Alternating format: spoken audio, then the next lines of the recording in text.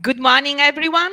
I am Sara Di Giorgio from GAR, and as the project coordinator for Skills4EOSC, I'm truly thrilled to have you all here, both in person and online, for this significant milestone of our project and in advancing open science skills across Europe. So today we are launching the Skills4EOSC network, and the program is divided into two sessions. In the first session, we will begin with a roundtable discussion featuring key figures from the Commission, the EOSC Association, and leading projects in the field. We will explore the crucial role of competence centers within the EOSC framework. And following this, we will present an overview of the main outcomes developed by the Skills4EOSC. After a short break, in our second session, we will showcase the network and 3 champion competence centers as nodes of our network. We will also highlight resources of our project has created to harmonize data steward curricula and to raise awareness among policymakers about adopting the open science paradigm. So throughout the event, I encouraged your active participation. You can use Booklab to submit your question to our presenters. You will find the instruction in the here in the screen. You have to use the code CCS launch in the platform booklab.com. So now it's my pleasure to introduce our first speaker, Urania Skondra, our project officer and public servant at the Secretariat General of Information and Communication of the European Commission. Thank you very much, Urania, for joining us today, and the floor is yours. Thank you, Sarah. Good morning from my side to all the esteemed participants of this great event. It is a real pleasure to be here today for the launch of the Skills4EOSC Competence Centres Network. As the project officer of Skills4EOSC, I'm thrilled to kick off this event, which is a big step forward for all of us who believe in making science more open and collaborative. The Skills4EOSC project is all about bringing people together to share their knowledge and skills in open science. Among the project goals, and actually considered as the cornerstone of its objectives, is the creation of the competence centers, which are hubs where scientists and experts from different countries and areas of study can work together. Actually, they are described by the project itself to be recognized as a key player to achieve the EOSC partnership's objectives related to training. So for sure, these centers are going to help the training of people on open science and the EOSC community, and will make sure that the way science is performed is up to date and recognized all over Europe. Moreover, the availability of fair open educational resources will boost the capacity of competence centers and institutions to deliver quality training that matches the needs of the different communities. Today, we will explore the pivotal role these centers play within the framework of the EOSC. We will discuss how they are poised to align curricula, establish robust quality assurance, and develop certification schemes that will elevate the competencies of researchers and data stewards alike. This alignment is crucial, for it ensures that the training and support provided are not only relevant, but also recognized across the pan-European landscape. We will also hear, as Sarah said, what the Skills4EOSC project has achieved so far and what the project is planning for the future. So I would like to encourage you all to engage in the conversation, ask questions, and share your ideas. Because your thoughts, our thoughts, are really important because they will help the project make sure that they are on the right track. And from my point of view, by monitoring the project's achievements so far, I can definitely tell you that indeed they are heading towards the right direction. So I would like to congratulate everyone who is involved in the implementation of this project. Your hard work and dedication to making science more open can make a real difference. So let's make this event a starting point for even more valuable outcomes coming from this project. Here's the successful launch and to all the exciting work that you're all doing together. And with this, I would like to give the floor to Eva Mendes for the roundtable. Thank you everyone so much for your attention.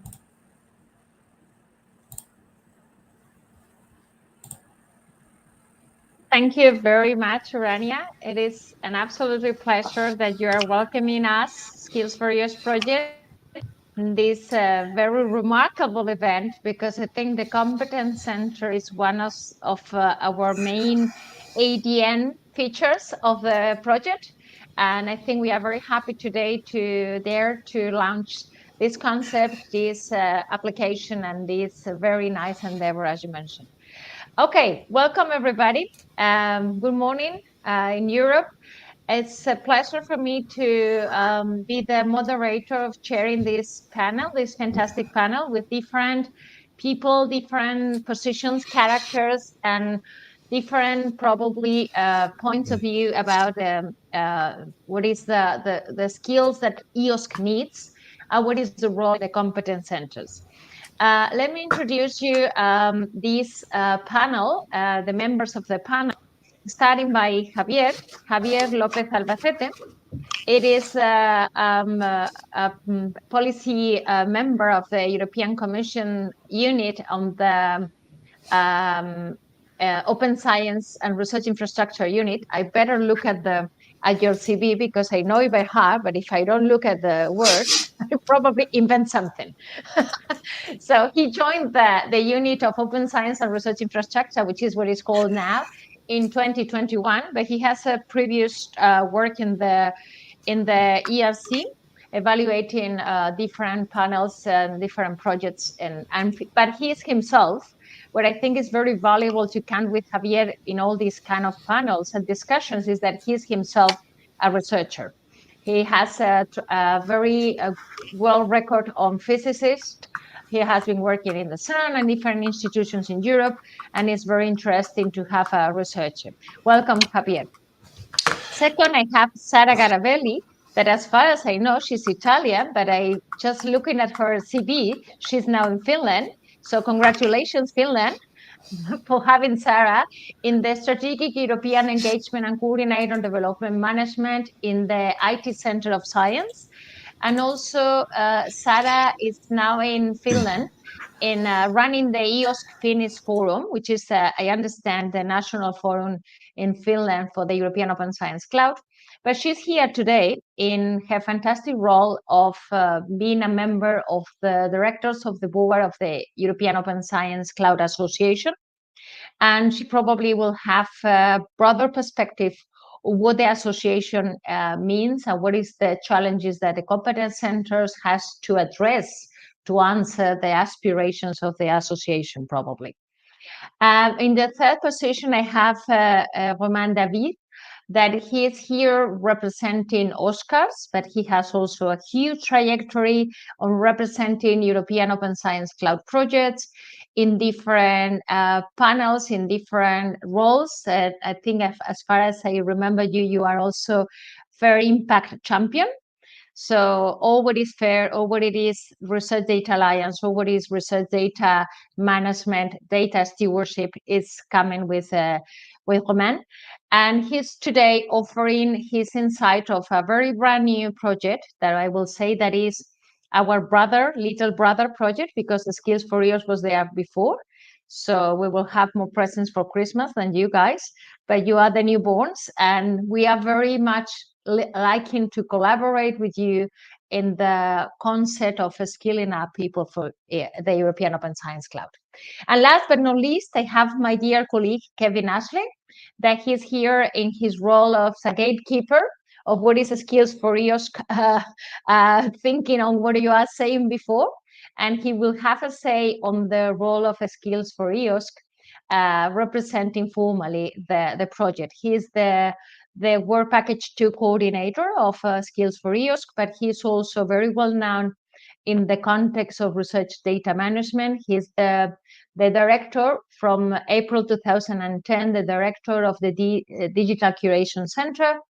And he has been working also in many projects in data stewardship, and particularly he has been always very interested on how important is skilling up people for the research conversation. Just as an introduction, I have this morning a discussion here in the Curtin University in Australia, in Perth, where I'm currently on sabbatical leave for the last week now. And I have a very nice conversation this morning with the Data Science Center of the university, talking to them about what is the most important thing just in the implementation of open science. And you know, me as my role of COARA, nowadays, I think that the most important thing is the research evaluation to make open science happen. Of course, research evaluation is crucial, but it comes up that they agree upon that it's super important that the researcher are knowledgeable on research data management if we want to make a data-driven research. So I think we are in the right position to skill up not only in Europe, but also have this concept of competence centers all over the world. And I would like to have the discussion on this topic today. So first, I will start with you, Javier, just as your role of the political side of um, the whole approach to the European Open Science Cloud. And I have a very broad, very difficult question, I may say. Can you share your insight on the significance of skills development, not only in the European Open Science Cloud, but in the broader concept of the European research area? Yeah, good morning, Eva. Good morning to all my colleagues in the panel, and thank you very much to Skills4EOSC for the invitation. It's a pleasure to be here. Indeed, it is a very broad question, the one that you propose. For the benefit of the audience, maybe it's good to introduce first that the ERA policy, the ERA European Research Area, is the ambition to create a borderless market for research and innovation, for the mobility of researchers and so on. And it is supported in the current timing by 20 policy actions. This is the so-called ERA policy agenda. If you go through all these actions that have different focus and targets, you will see that the skills and the need to upskill researchers is pervasive throughout all the policy agenda. However, I don't have the time to comment on all the actions, and I will start by one of them, ERA policy action number 4, which aims at reforming research careers, zooming out a little bit from open science for the moment. So this policy action starts from the observation that Europe has been very, very successful in increasing the total number of researchers in the European research area. Now we are over 2 million researchers in the European research area, but has not been so successful in providing attractive research careers to all these researchers that we are producing. Of course, there are no usual positions in academia for all of them. You know, most researchers ambition finding a professorship or something like that. But however, we have many, many people that do research work, and therefore they are researchers in industry, in public administration, also in academia, but in not so traditional roles like data stewards or data curation or some intermediary roles that are not the typical ones. So this is seen as a limitation of our current system, because we have a lot of skilled people doing many different things, but they are not fully recognized and they don't have very good career paths ahead of them, simply because lack of recognition. So there are many other factors that have to do with not so good research careers, but they are not so directly related to skills. It could be precarity, pension schemes. Many other things are also there, but that is not maybe to discuss now. So, one of the key observations of this policy action number 4 is that there is an urgent need to recognize and to support, not only recognize, but also to support this diversity of profiles for researchers. I mean, there is not just one kind of researchers. There are many. You can find them in many different places with many different skills. Actually, an important aspect of this action is the launching of the so-called research competence framework, which is an attempt to identify all these many varied and horizontal or transversal skills that every researcher should acquire throughout his or her career. and that is very important, among others, to support mobility between sectors, which is one of the aim of the action. And the connection to open science is clear here because this research competence framework includes many mentions. It itemizes all these skills that are needed, that are good for researchers, and many have to do with open science. Learning how to manage research results, learning how to sharing them, etc., etc.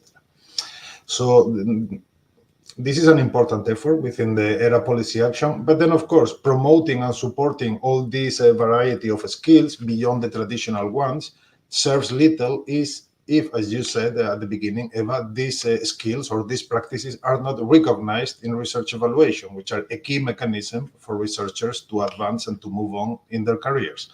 And here is where another policy action, the number 3, which is about reforming research assessment, gets critical importance. This is a very strong effort, spearheaded to a large extent by COARA, where Eva is a steering board member, to really change the way that the research and researchers are evaluated, and in such a way that there would be a better recognition of the diversity of the landscape, the diversity of practices, and the diversity of roles, which are essential in research. So yeah, these are the 2 ERA actions that address more directly the critical role of skills for a consolidated European research area. And then, of course, there is a ERA policy action number 1, which is exclusively dedicated to mainstreaming open science, including through EOSC, where, as I guess we will discuss in more detail later on, skills are, of course, absolutely essential. So yeah, the short answer, recapping a little bit, is that the skills are very pervasive in the ERA policy agenda, upskilling researchers in a continuous way and recognizing the many different things they can do and their possible mobility and career paths. It's critical. You're muted. Sorry. Very good. Thank you very much, Javier. I think that I will keep this for my indexing purposes, pervasive adjective that is just all over the ERA space. The skills is important. Let me just go to Sarah now and ask you, Sarah, from the perspective of the EOSC Association, what do you think that they are the key challenges and the opportunities in the skills development? Thinking on, I mean, when you say, when we ask about challenges and opportunities, is challenges and opportunities for who? For the people that they are going to be trained, or for the people that we are the trainees? But just it's up to you. Yeah, thank you very much, Eva, for the question, and thanks to Skills4EOSC for this invitation. So, well, of course, I mean, I'm gonna echo a bit what Javier just mentioned. So how critical is skills development, not just in the context of EOSC. So clear in the context of EOSC, we know that these type of competencies are critical to increase the sharing and reusability of data. But if we expand a bit the context and we look at the data spaces, so that's another important initiative where we see competencies like data governance, accessibility, reusability are more and more needed. And let's not forget that we live in the age of artificial intelligence and large language models, right? So to build machines and models like ChatGPT, or maybe also systems like digital twins, so we need the best data available. And that means that we need accessibility to data, we need other data governance again, we need also different type of expertise, for example, how to validate the data resulting from those models that are not existing. So my point here is that I see a lot of opportunities, and these opportunities are given from the momentum that we have for this type of profiles. Okay, so these type of profiles, all the trends are telling us that these type of profiles are needed in the future. If we look at the challenges, I think that's because of these fasting evolving landscape. So one of the main challenges that I see is that the availability of highly and appropriately skilled people. That's something that we need to look into. So skill development is not a one-shot thing, but it's a continuous activity, right? And in order to build this, you need comprehensive skills and education strategy at different levels, European, national, institutional. And not always these are in place for different reasons. Maybe sometimes it's the lack of funding, sometimes it's because institutions have different priorities, and maybe education is not priority number one. In other cases, maybe it's just lack of experience. Another challenge that I see is about scalability. Because these profiles are more and more needed, so there is an issue with recruitment, right? So we need to find these people with these right skills, and we need to enable mechanism for the recruitment. Javier was talking about attractive research careers. That's one thing. The other thing is mobility. Not always mobility is that easy also to move profiles around Europe. So, and also organizations need budget, long-term budget, to keep paying the salaries of these new profiles. So for me, these are the most, let's say, important challenges at the moment.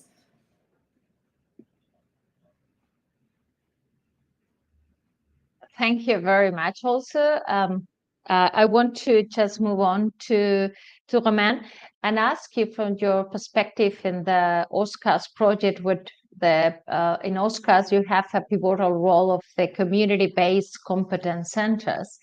And in your experience, what do you think you can discuss the importance of this concept of community-based competence centers in advancing the skills agenda? I think the community is a word that is always pervasive also in the context of open science, but what is the role of the community in the competence centers approach of OSCARS? So first, thank you for the invitation.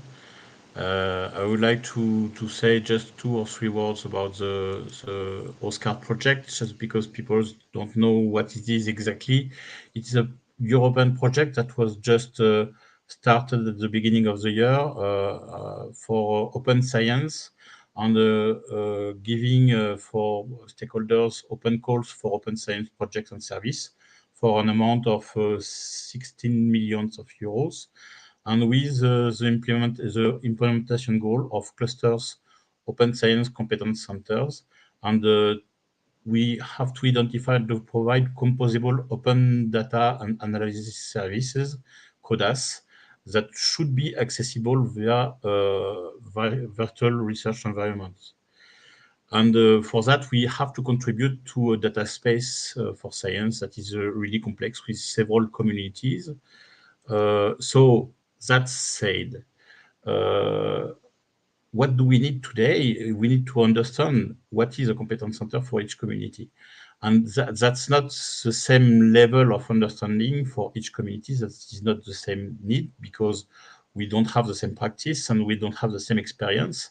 For instance, the FAIR principles are now published for 8 years, but the understanding of each principle on how to implement them, how to push them in the web of FAIR data, that is the main goal of EOSC technically, is not understood in the same way.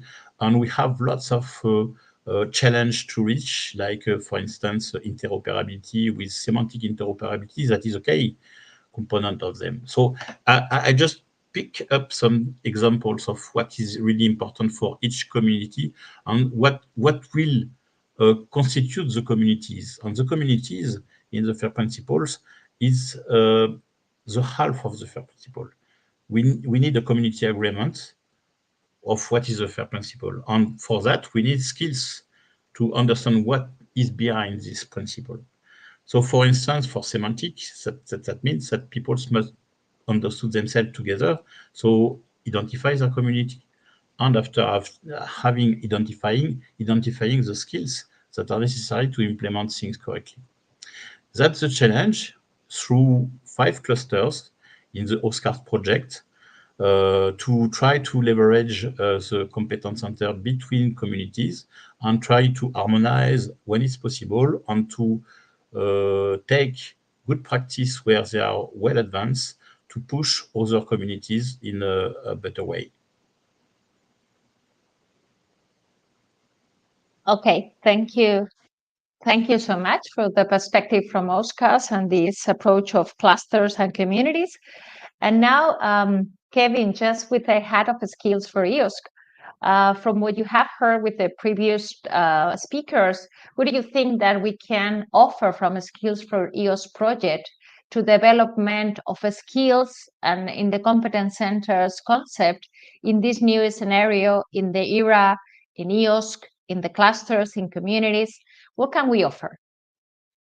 Well, I hope we have a good deal that's positive to offer. Thanks, Ava.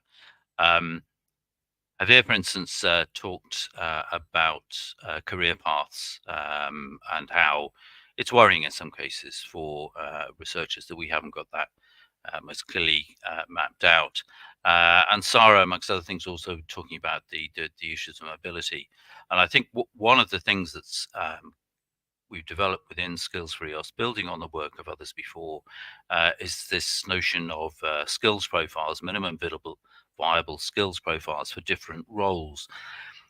They help in mobility because things like this ensure that there's common recognition of what a particular role in research requires. It helps people recognize in different areas, in different nation states, even in different domains, whether or not somebody has the requisite skills and what they need to advance. And it helps the individual develop their own career as well, because it's easy to understand, what do I need if I need to move up? What skills do I need to acquire to move on in my career? And also, more importantly, how might I acquire those skills? Skills4EOSC is doing a good deal of work, not just to develop training materials that the competence centres will be used to cascade out to that, the 2 million researchers that Javier talked about. One project is not going to be able to train 2 million researchers. The competence centres are key for us to be able to build up that network and cascade that material out. And some of that material we'll expect people to be using online self-paced learning rather than classroom-based learning. But there are other ways to require skills as well. Simple mentorship and learning from colleagues are also important. And that's one of the areas where we try to identify and suggest to people what are the best way to acquire different types of skills. And Roman also referred to diversity in the research domains and in nation states and the approaches to these things. And whilst we can have these degrees of commonality and understanding a skills profile that's going to be as valid in Finland as it will be in Italy or in Slovenia, for instance, we also need to recognize that diversity in how research domains approach things, and indeed diversities in how different member states, their education systems and many of the ways research works, we need to be flexible in how we apply these common standards and rules. And Skills4EOSC, the national competence centres, are helping us to cross that bridge between recognising that variability and diversity whilst having a set of common standards and rules that underpins that. Perfect. I like your project, Kevin. I'm glad you do. Well, let me go now to the more particular, to the more general. So I will go to the particularity of OSCARs, then I will go to the EOSC Association, and then I will go to the Commission to just try to pin down what is the role of a Skills4EOSC project on top of what Kevin has already said.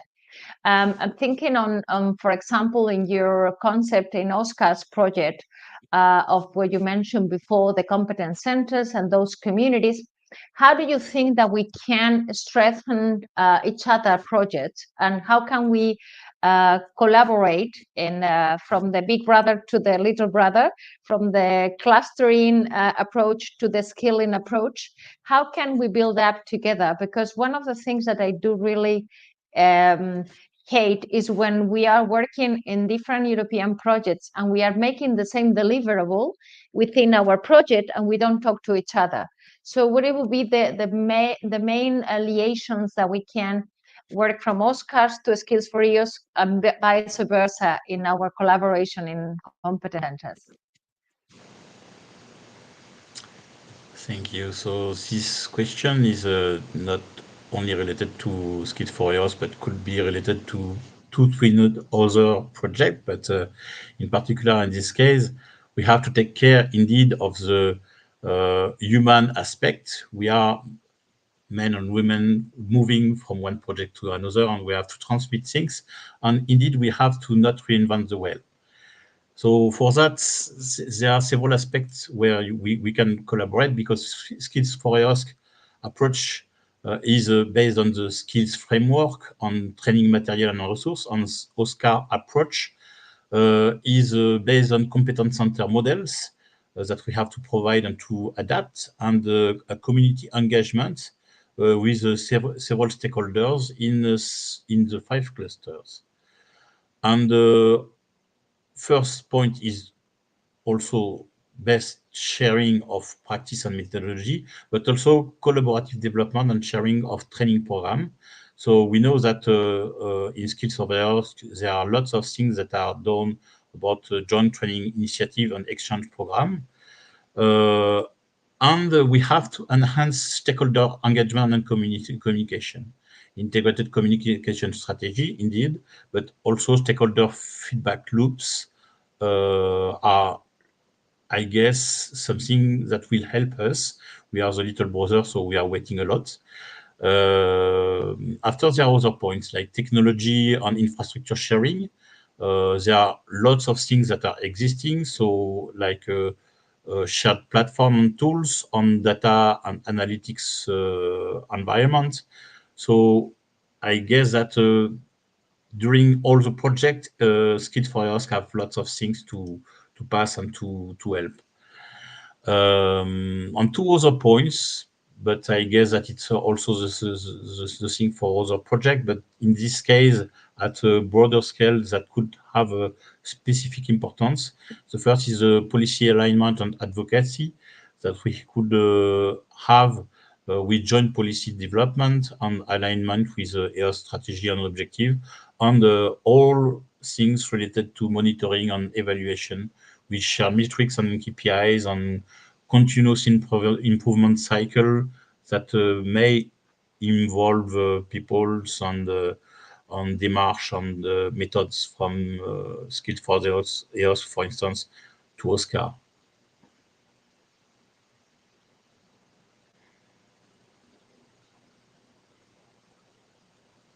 Well, you are muted.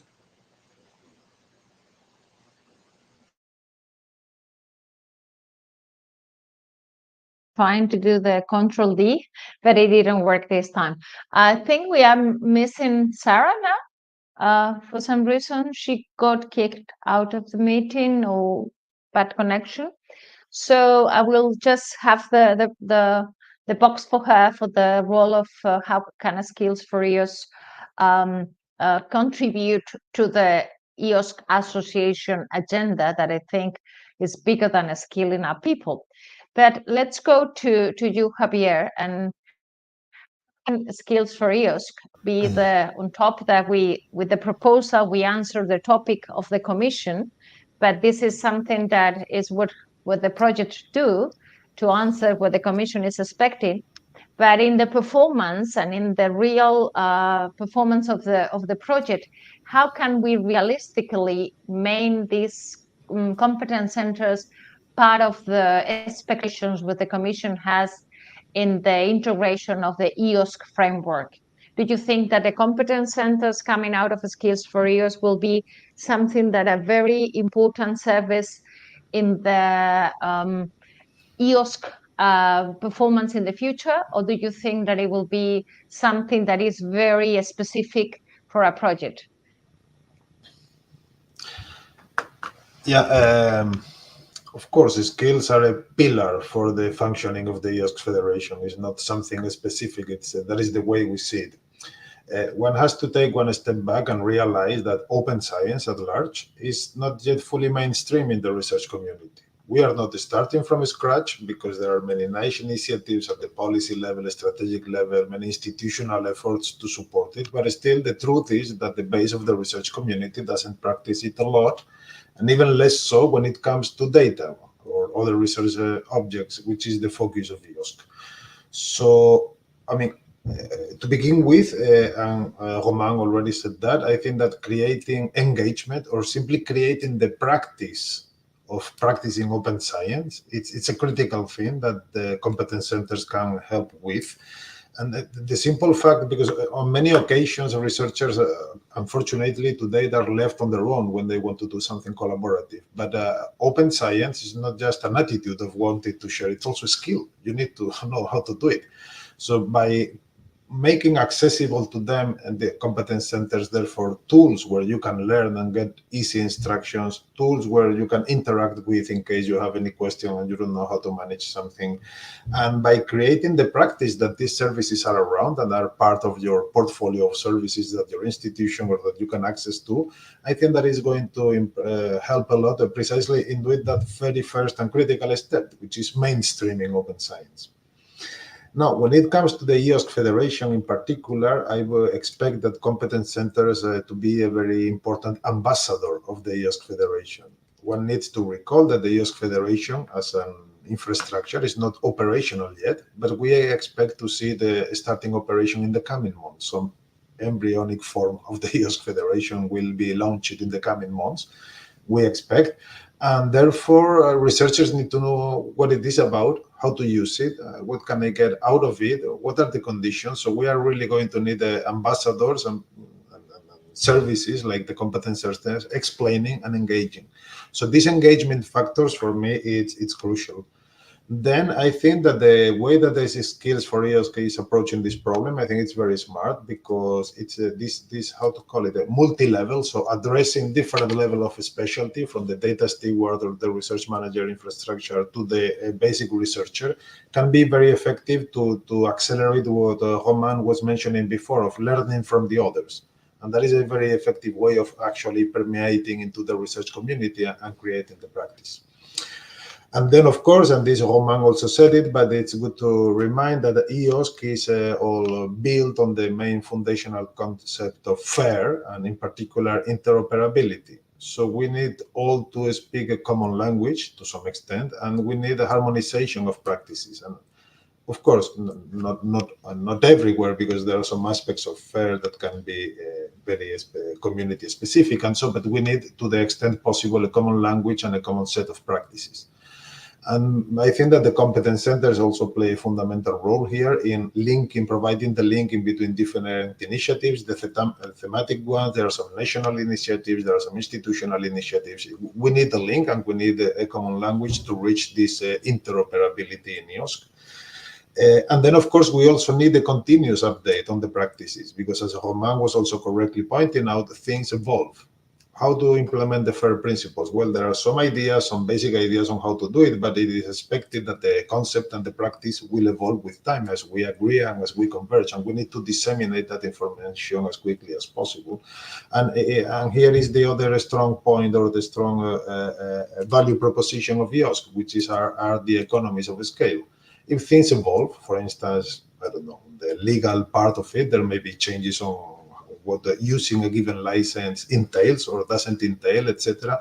Why having every single institution understanding that, creating their own handbook and making it available to the researchers? So that is something that could be perfectly seen and considered and implemented as a horizontal service in the EOSC Federation. Someone is taking care of that for you and it's making it available for you. Therefore, we don't fall into duplications and etc., etc. So, okay, these are just a few points, but going back to my initial point, this is not this is a very important pillar. It's an essential element of any research commons, as the global open research commons say: engagement, capacity, and skills. Okay, thank you so much. Now that we recovered you, Sarah, we'll go back to you. I just give the floor to Javier to just have the broader perspective of the European Commission expectations about skilling up people through competence centers. And I want just to translate the same question to you in the context of the EOSC Association objectives.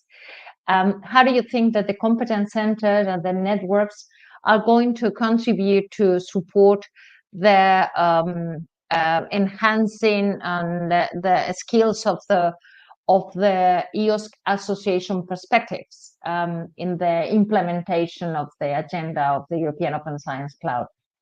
Yeah, thanks, Eva, and apologies. Clearly, I had an issue with the connection. I have the sort of feeling that Roman and Javier said it all already.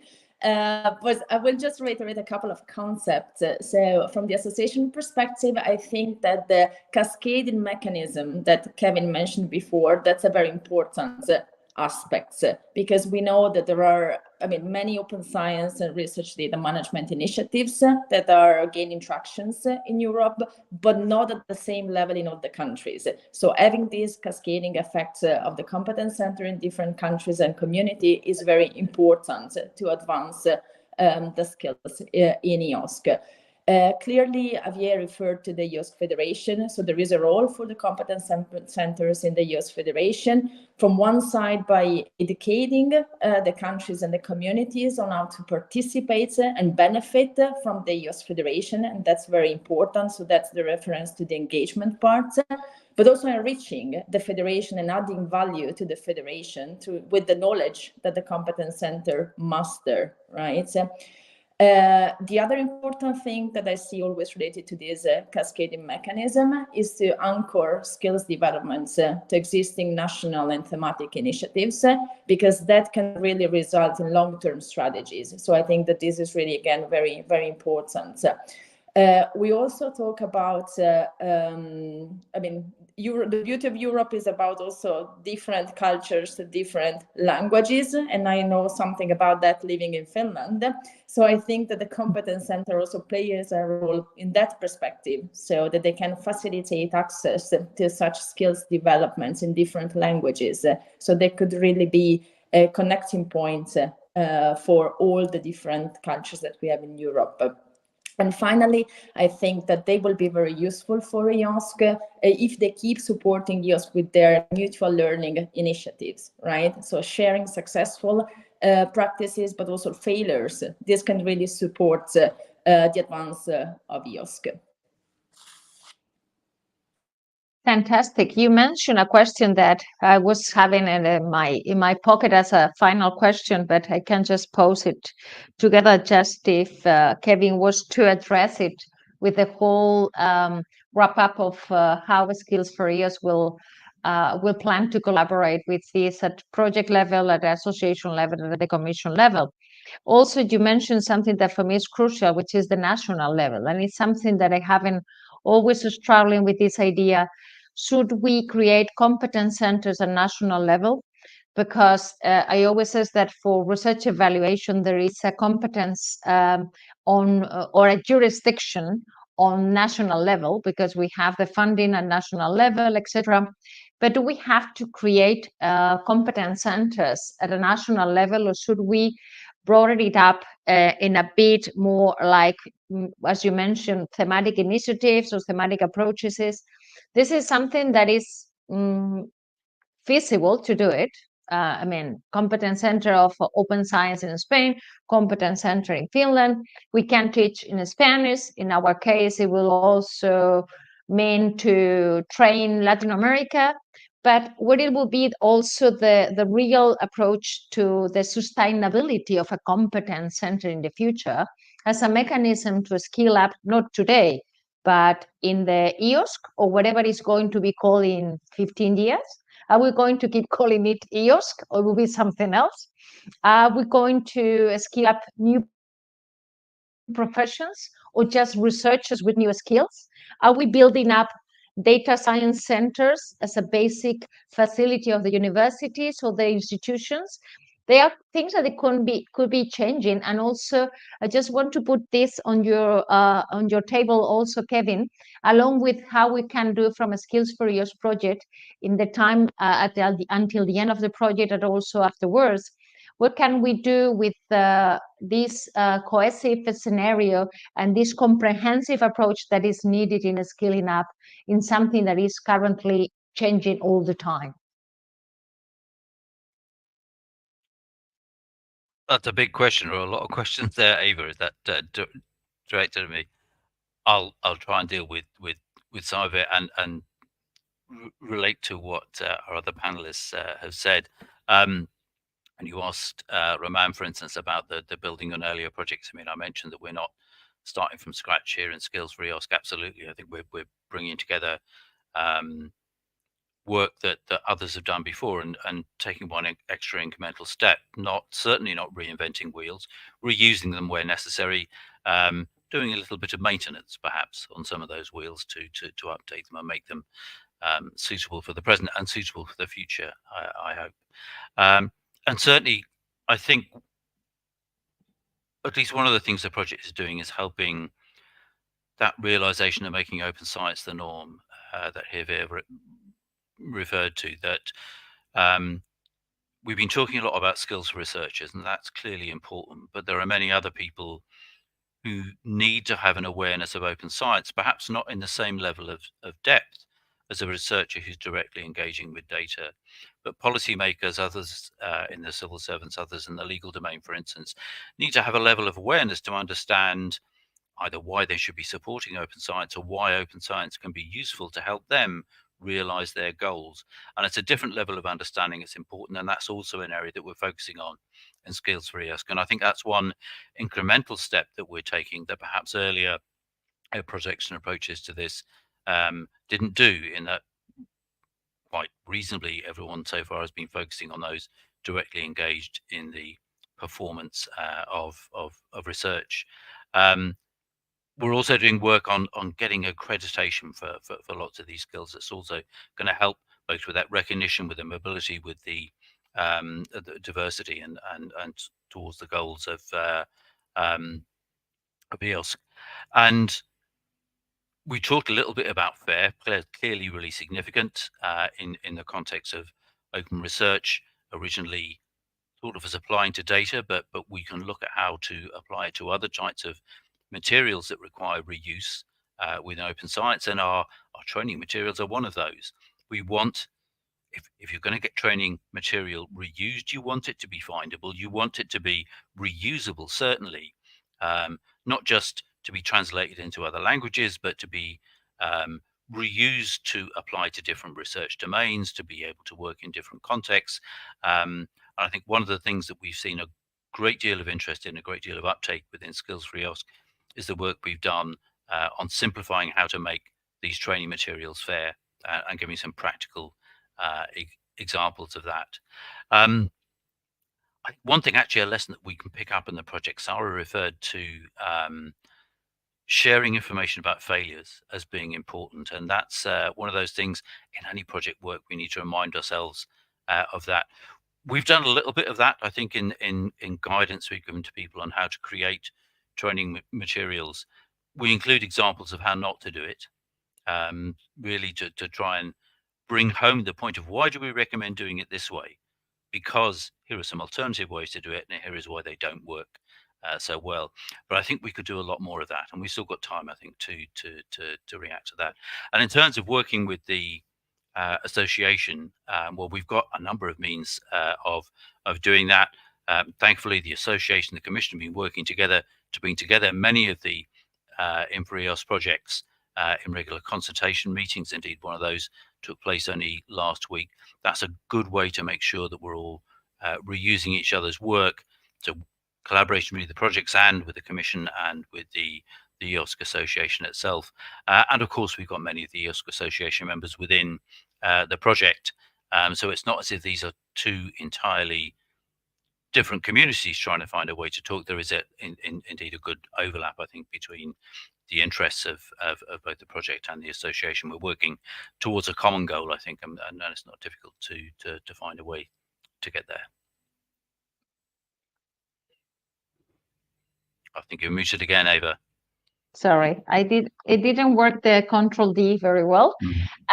Thank you very much for all your thoughts.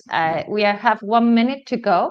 I don't know if somebody can make me a tweet about the skills training for the future, or we just leave it here and we will continue the discussion of the next of the project, the next steps of the project, and also with the EOSC Association, with OSCAS, with other projects, and of course with the Commission. Thank you very much all for this very interesting panel. And I will give just the floor to our next speaker and our next slot of this fantastic launch of competence centers to our coordinator, scientific coordinator, Emma Lasseri. Thank you very much, everybody. Thank you. Thank you. Bye.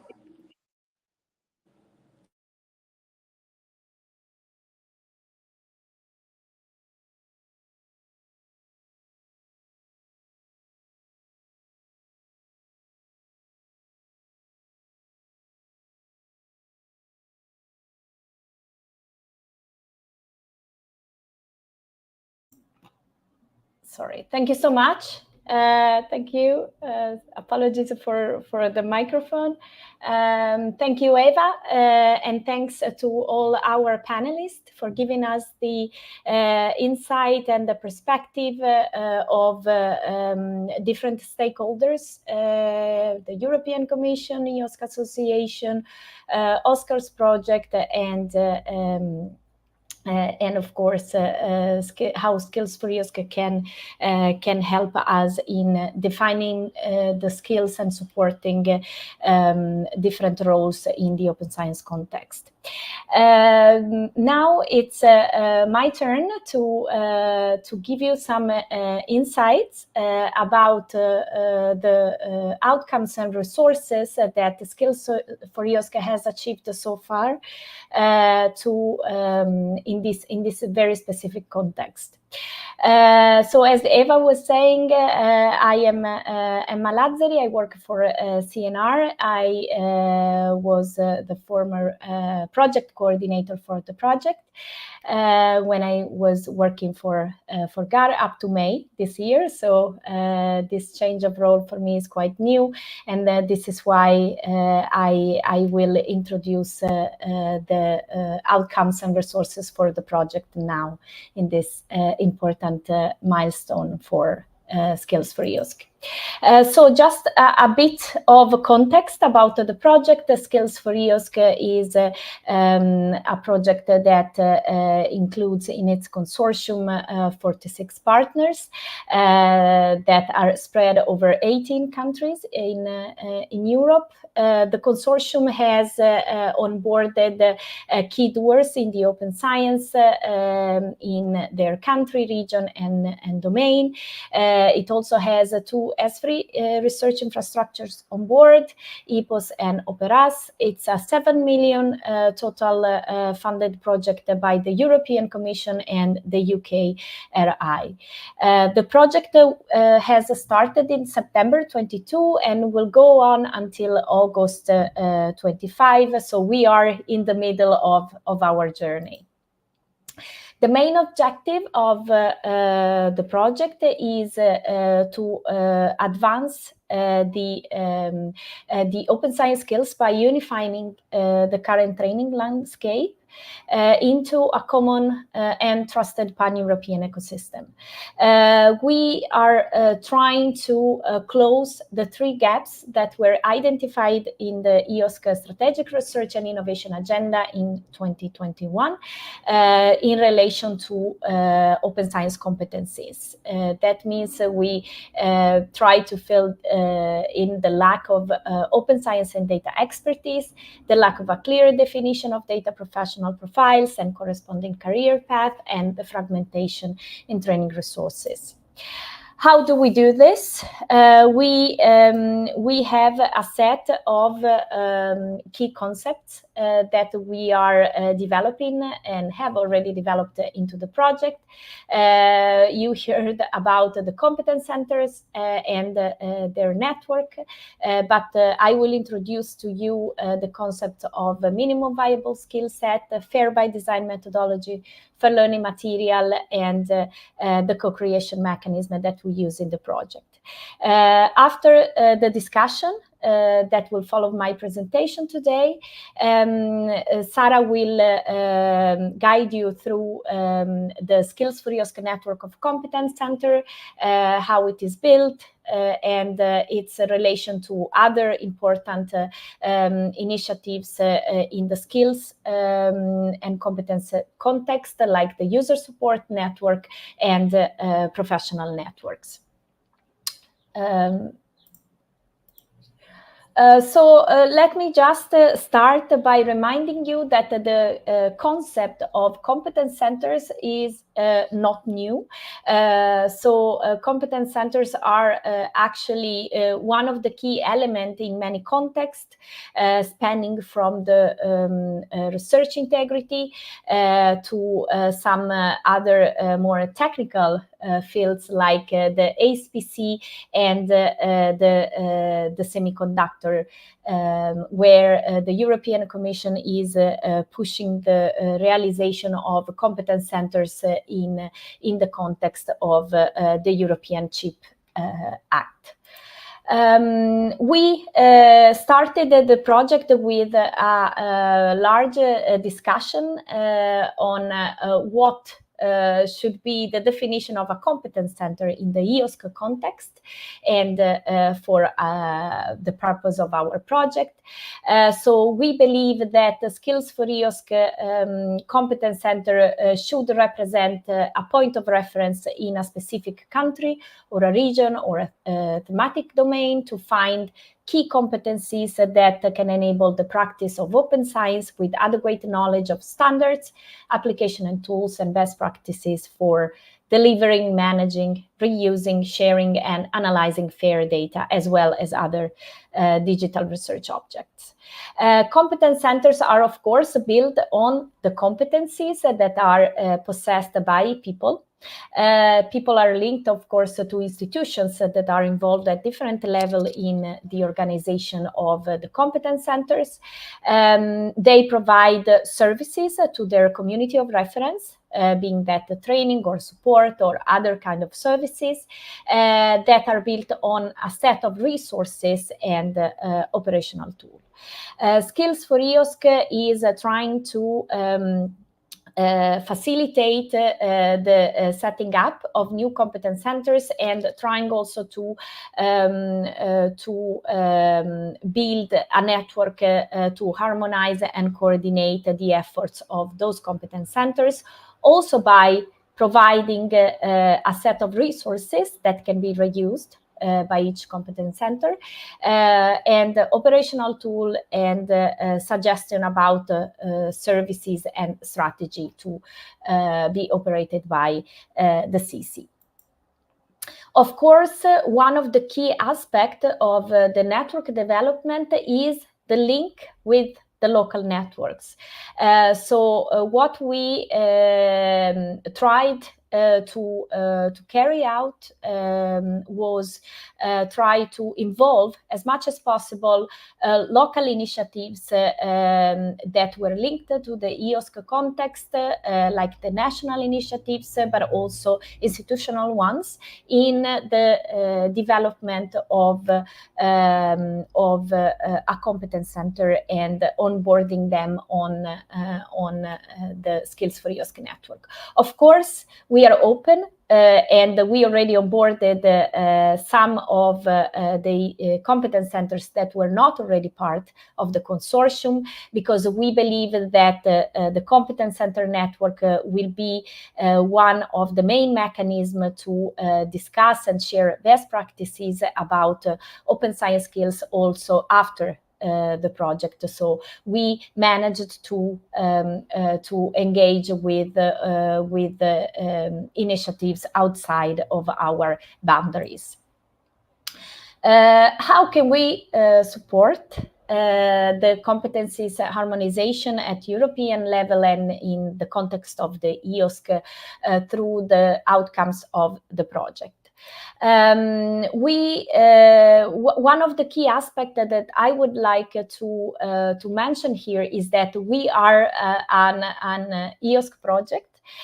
We are an open science project. So we really believe that applying all the open science practices also in the methodology of our work is key.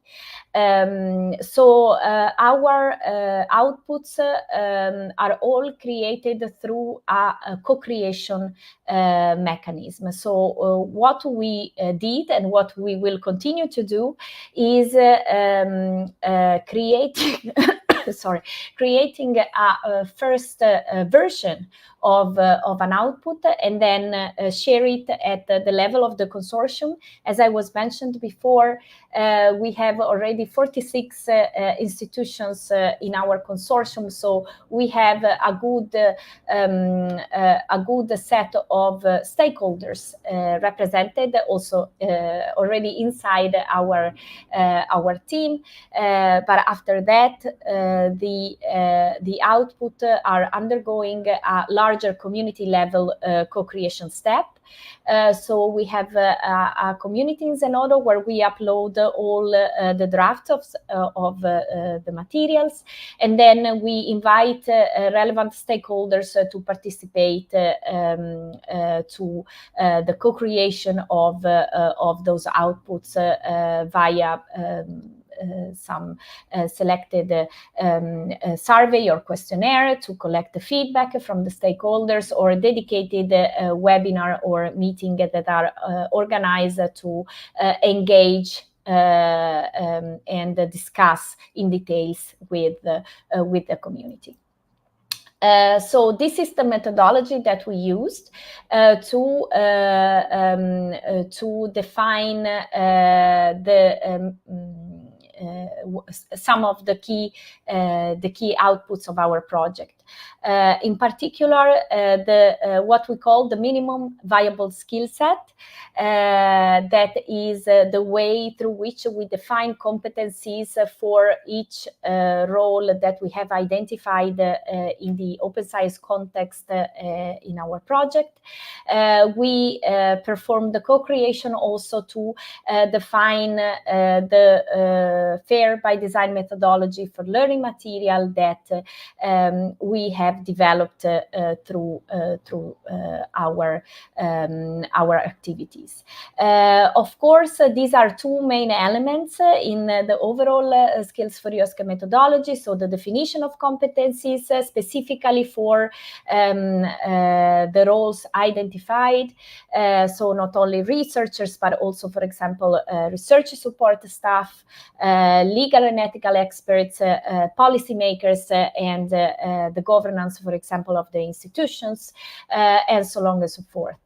After defining the competencies, we apply the Fair by Design methodology to develop material that is then shared with the overall community in a format that can be easily reused by any other experts that was not involved in the realization of the material itself.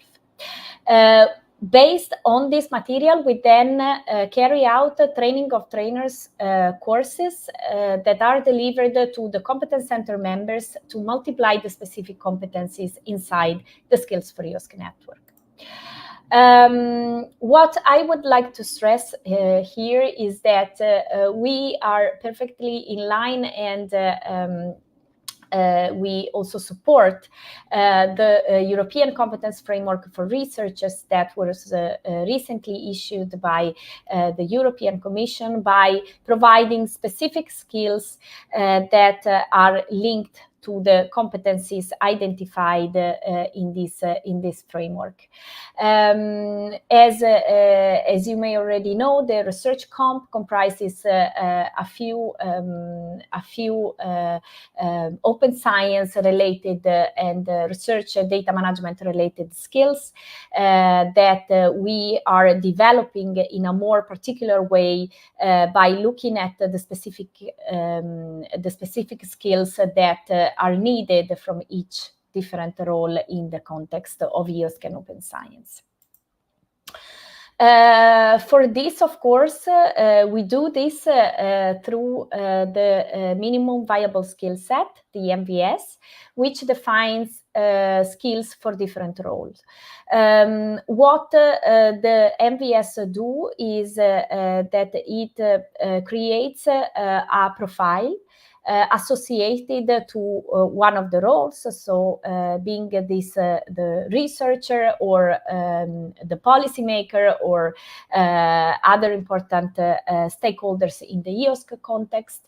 And each profile is very short and address addresses the needs in terms of skills for that specific role, considering the open science mission and planned outcomes that are associated to the specific actor. We need this set of skills to summarize the open science essential that each role needs to possess, and they provide high-level guidance for the design of curricula and training and learning paths. Of course, these profiles are adaptable to context and domain, and they are intended to complement the European competence framework for researchers by giving more specific information about the skills for open science and research data management. Another important key output is the FAIR by Design methodology, which is a methodology that consists in 6 steps. We have successfully applied this methodology already in the project. The methodology also comprises a phase where we verify and assess the quality of the material, and is an iterative mechanism that provides a tool for developing FAIR ready learning resources. We have also shared, of course, this methodology publicly, and it has already been adopted by other actors outside the Skills4EOSC consortium to test the methodology and provide us with feedback. It is important also to stress that the FAIR by Design methodology was developed by thinking of learning material in the specific, but it also can be adapted to other kind of outputs in the research context. So this is also what we would like to explore, to check if the FAIR by Design methodology is also in line with the expectation in other context, and can be applied to other research output and adapted, of course, if needed. We have already introduced a little bit the quality assurance through the FAIR by Design methodology, but the project has gone beyond that, because one of the main objectives of Skills4EOSC is also to provide a framework for quality assurance and certification.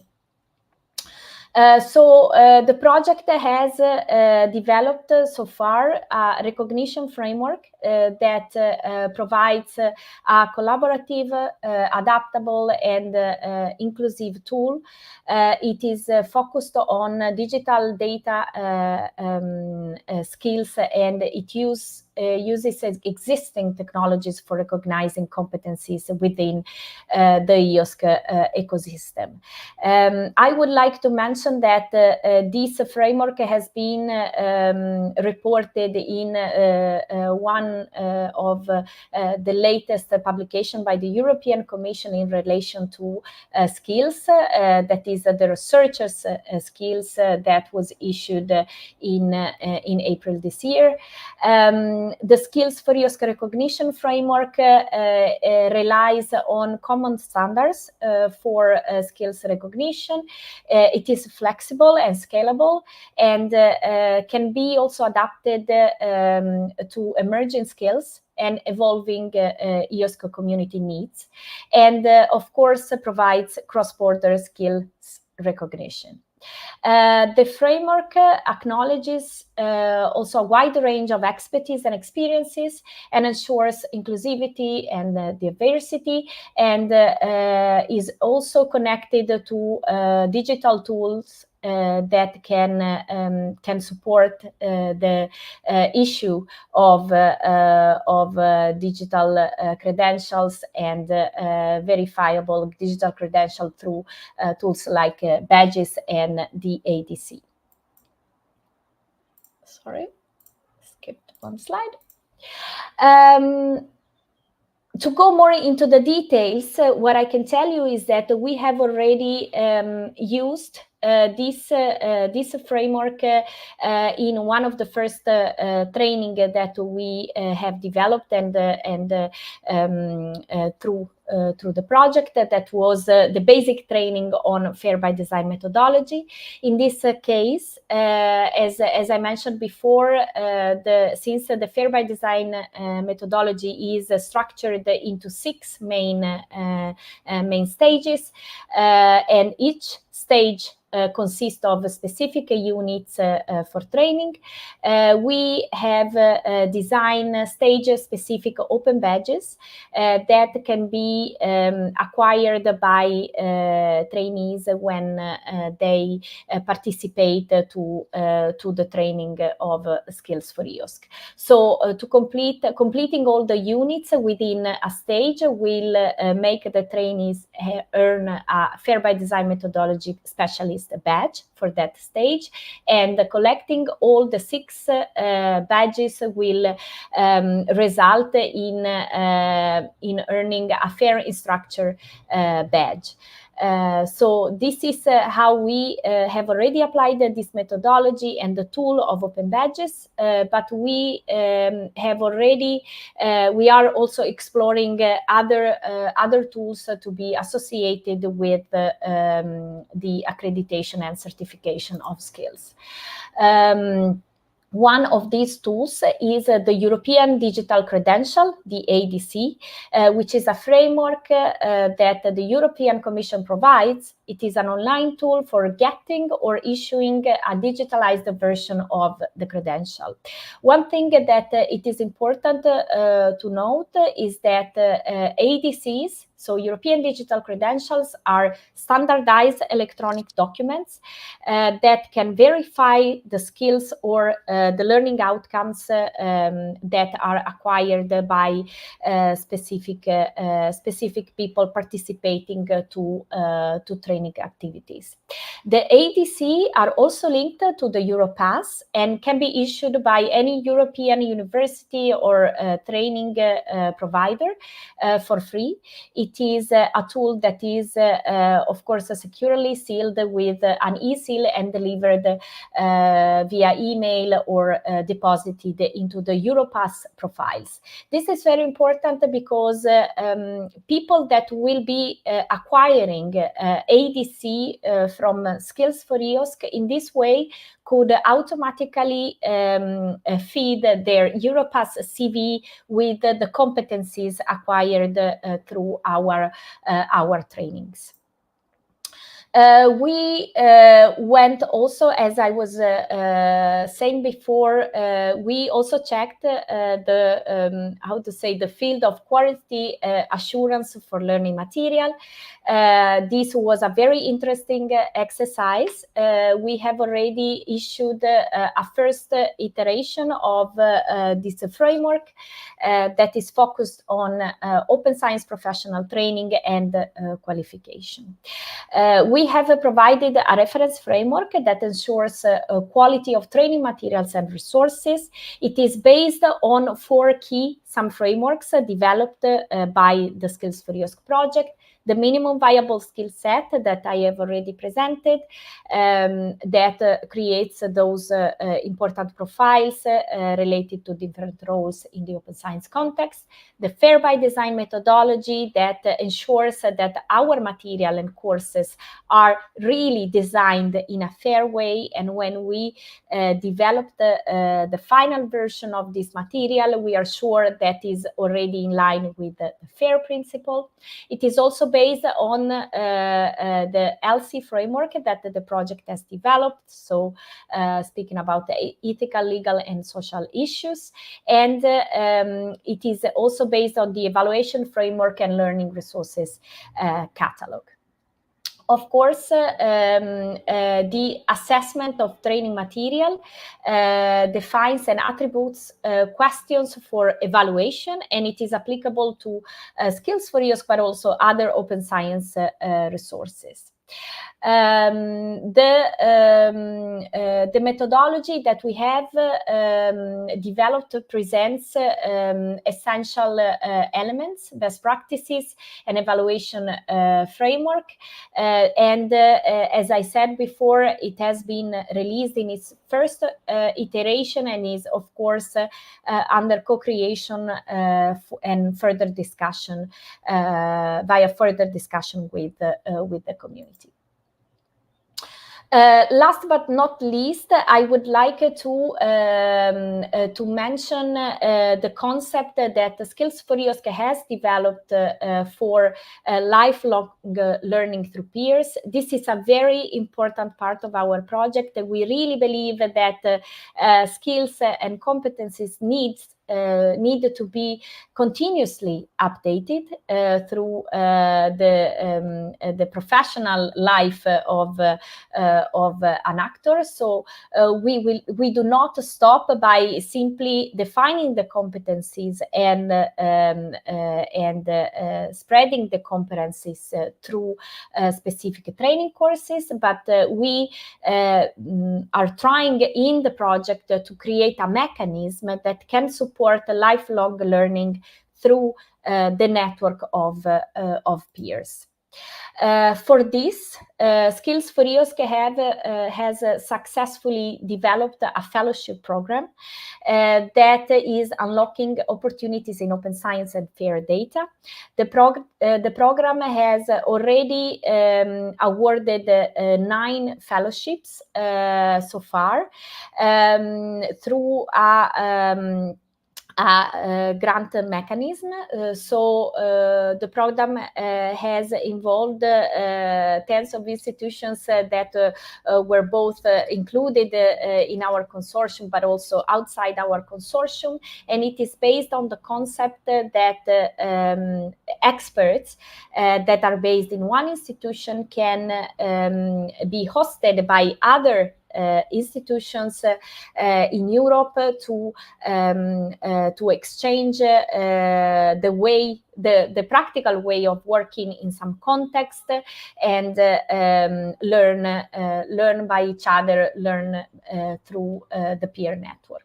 So the main objectives of the program were to support lifelong learning, to support institutional capacity building, knowledge exchange, and strengthen collaboration. So today, while we speak, there are a number of experts that moved around Europe and are now based in other institutions to learn from their peers how to enhance their skills on fair data and in open science. With this, I finish my presentation, and I'm very happy to open the discussion with the audience.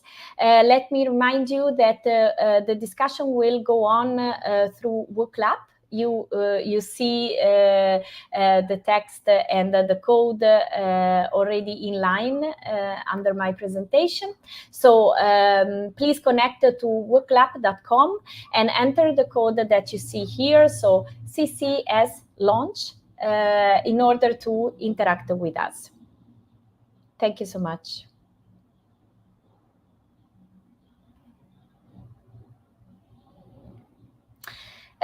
While we wait for the question to appear, yes, okay. There is already this question that I was going to follow up with.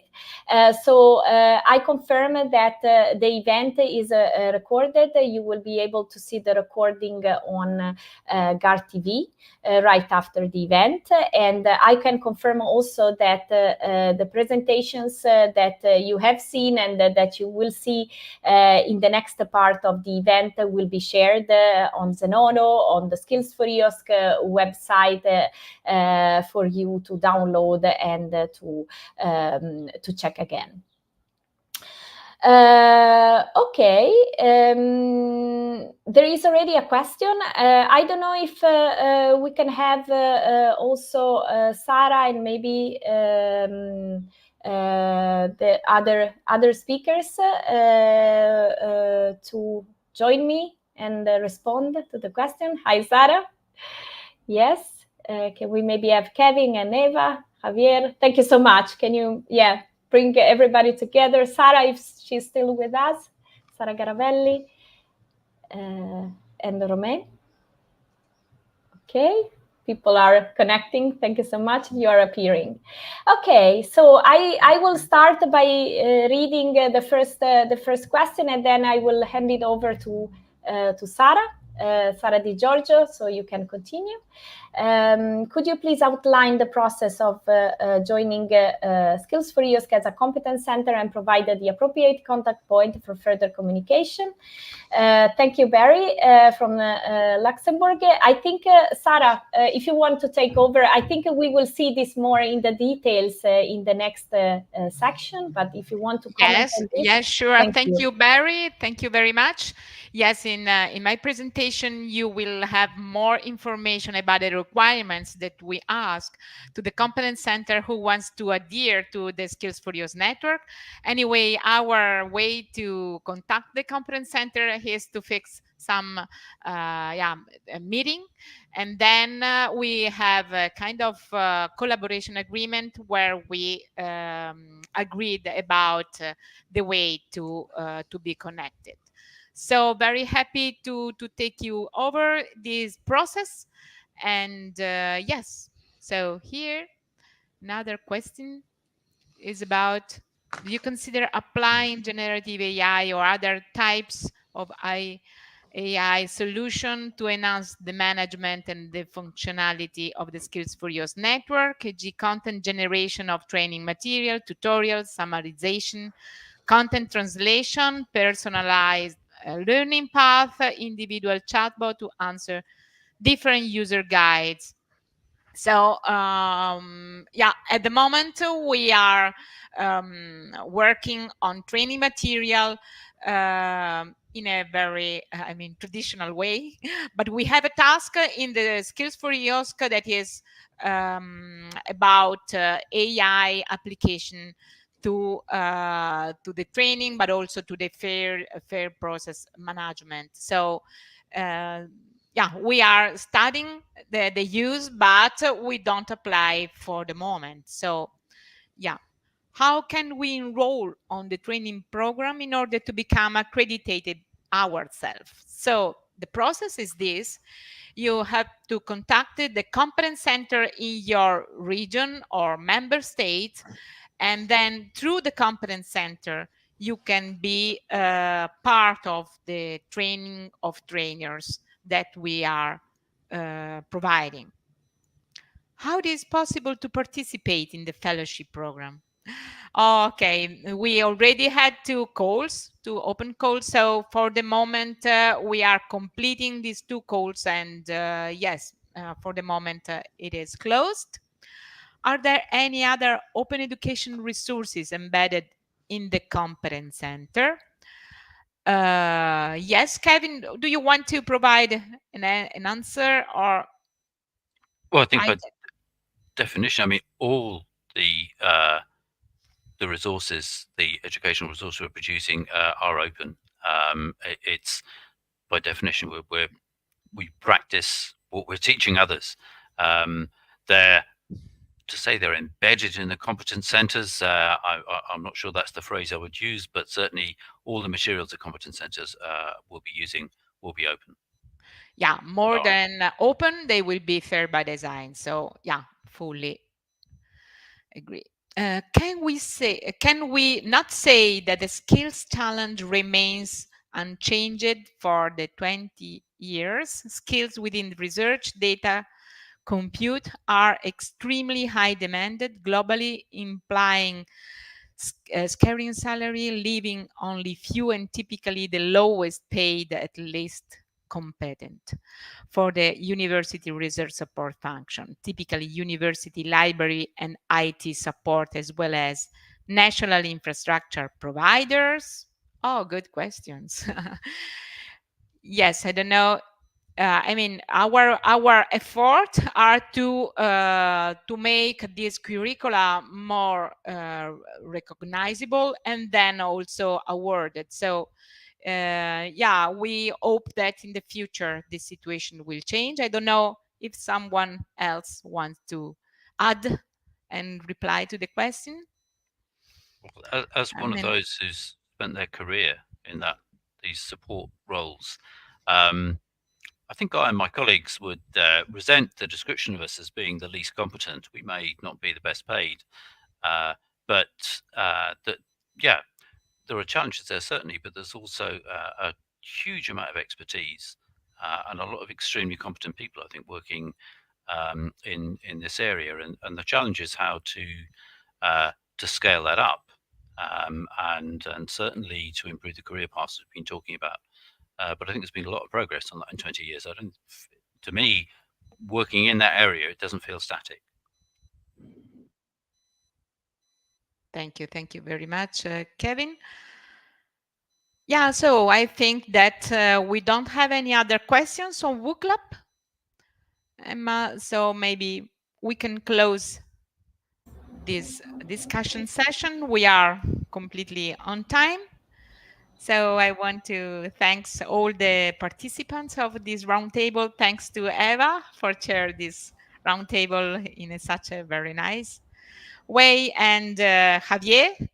Thank you very much for being with us today, Romain and Kevin and Emma, our former coordinator. Thank you very much. And so we can be here, I think, in 15 minutes. So we will recap with the presentation at 11 and 15. Okay. Okay, a quarter, let's say like this. Yeah. Thank you very much. Perfect. Thank you, And see Sara. you in a quarter. Thank you. Thank You, you. Emma.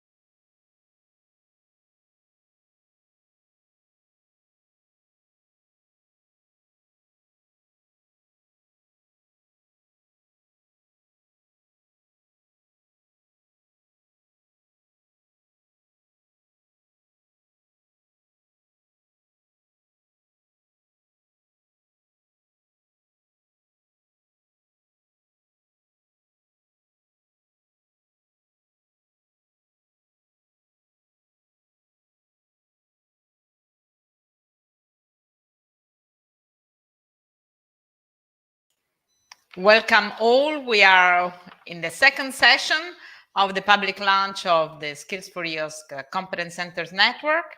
And all right, we are finally arrived to the presentation of our Skills4EOSC network, and where all our effort converge. So let's have a look on what we have built in Skills4EOSC. We have established a coordination network of competence centers. These are focused, as we already know, on open science principles and EOSC, and we call this the CCNet. Our network is based on a lightweight mechanism to align and coordinate the network nodes, which are the individual Skills4EOSC competence centers. And this structure allows for both local flexibility and a broader European alignment. So now you might be wondering, what exactly do these competence centers? So these are dedicated to knowledge organization and transfers in the context of open science, fair research outcome management, and EOSC. They represent a hub for key competencies in a specific country, region, or domain, and they serve as a reference point for knowledge on open science standards, applications, and tools, and best practice for fair data and other digital outputs. They embody a collaborative approach, often involving different institutions or departments working together. So to ensure consistency and quality, we have developed a Skills4EOSC Competence Centres Charter that defines the missions, the characteristics, and the requirement for inclusion in the Skills4EOSC network. It is very important to underline that the Skills4EOSC Competence Centres commit to adopting the project outcomes and assembling a proficient group of master trainers. These trainers will attend specialized trainer courses as defined by our project. So our network effectively balances diversity with harmonization. The Skills4EOSC Competence Center, in fact, vary very widely in structure and operation across countries, regions, and domains. And yet, the Skills4EOSC Coordination Network ensures European-level harmonization, fostering a cohesive ecosystem while respecting local variations. With their expertise and training capabilities, the competence centers serve as a stable hubs for open science education and skills development. They systematically maintain, enhance, and harmonize curricula and skills development. They also are working in training programs, enabling continuous professional development and the upskilling of researchers and data stewards. That is a very important and crucial point for realizing the EOSC vision in Europe. So our network structure is designed to maximize the impact and reach. Each competence centers node is connected not only to the broader network, but also to local user support network and professional networks. This multi-layered approach ensures that open science skills and knowledge flow efficiently from the European level down to the individual researchers and professionals. To make our network accessible and visible, we are developing the Skills4EOSC Competence Centres Registry. The registry is regularly updated as identified competence centers reach an appropriate level of maturity and join Skills4EOSC. Joining involves adopting our outcomes and participating in the training of trainers courses, and this ensures that all listed centers meet our high standard for open science expertise and training capability. So currently included in the registry are the Italian competence centers, ECDI, that means the Italian Computing and Data Infrastructure, the Greek Competence Center GRNet, the Finnish Research Data Management Competence Centers, CLC, and the Swedish Social Science Data Service, and the French Research Data Gov, and the Competence Center for open science and research data management in North Macedonia. Many others will soon join as discussion for their entry into the network are already underway.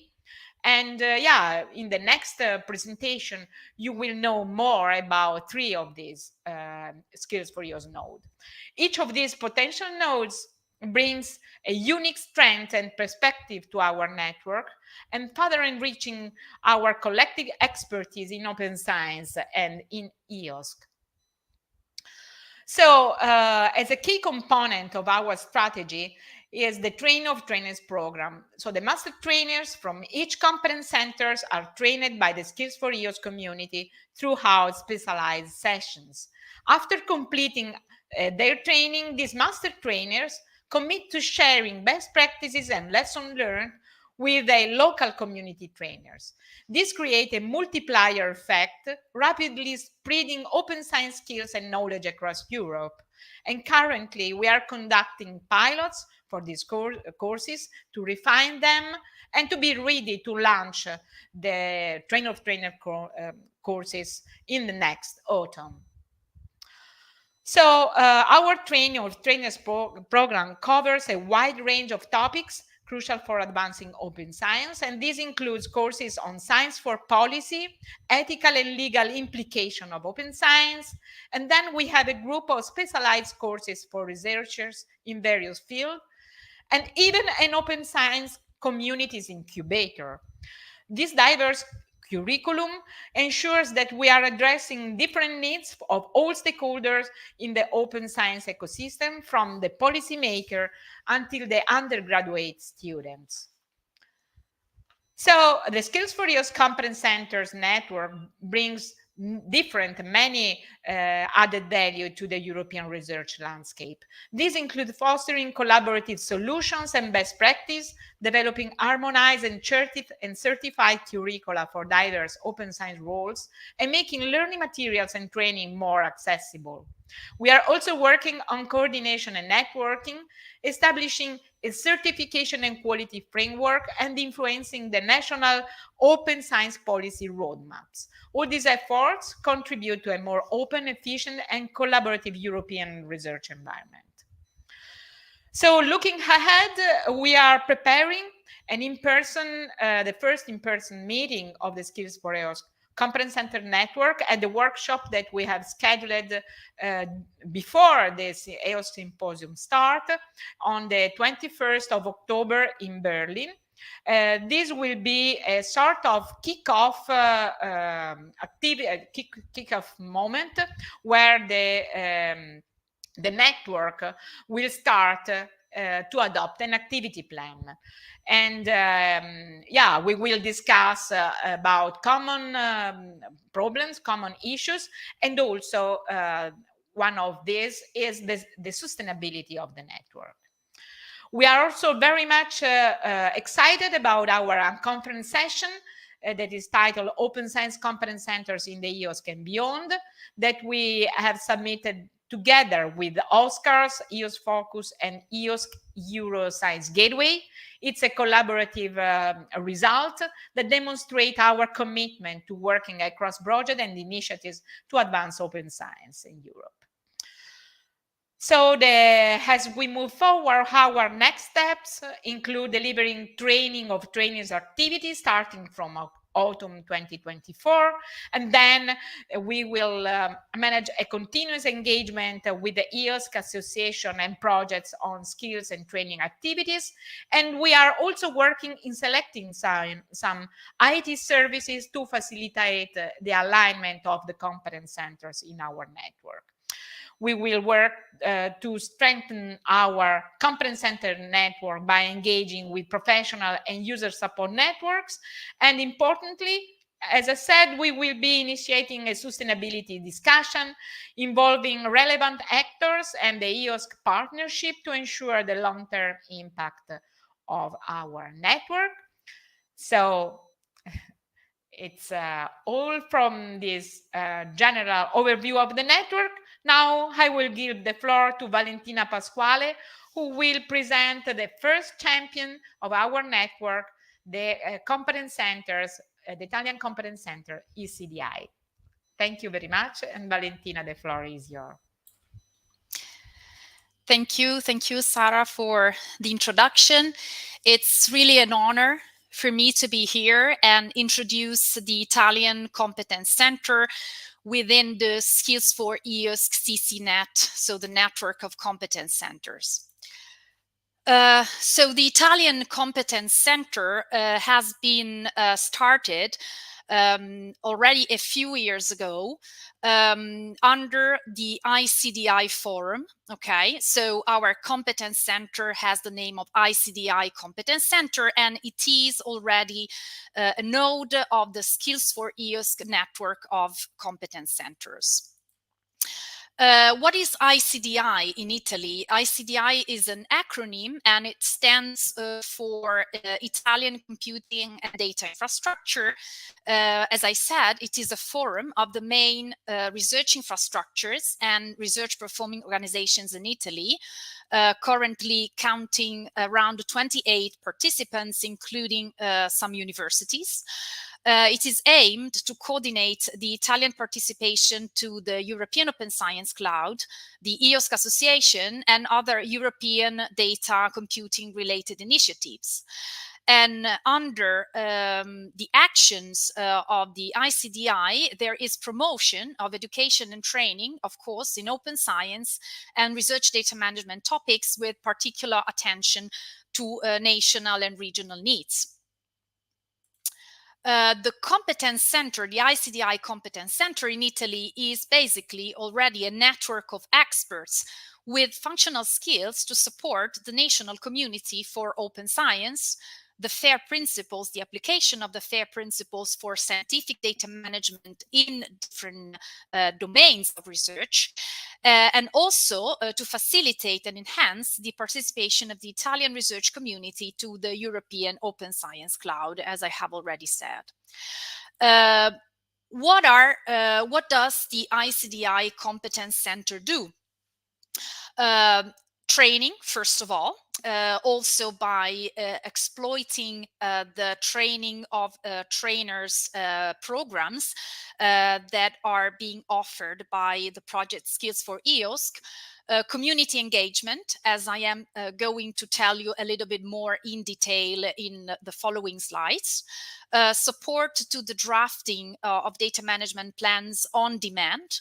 Of course, dissemination of best practices in the domain of open science, data stewardship, research data management in general, together with the organization of a series of regular public webinars, the so-called open science cafes, that have the goal of disseminating open science to the large public. Also, within the Competence Center, there is a group of people taking care of keeping up to date the contents of the Italian portal www.openscience.it, which is a website for, again, disseminating tools, communicating events, reporting best practices, also through the writing of blog posts and articles. And the Competence Center also acts as a service broker. Together with Skills4EOSC, so Skills4EOSC is actually collaborating with the ICDI Competence Centers, and it's providing the Competence Center with resources and tools that can be used for training, as I said, but also to building new communities within the Competence Center, supporting people in the Competence Center to connect also within the Italian community, but also with other international communities in data stewardship and open science. Okay, and this is exactly what I'm going to focus mostly in the following slides.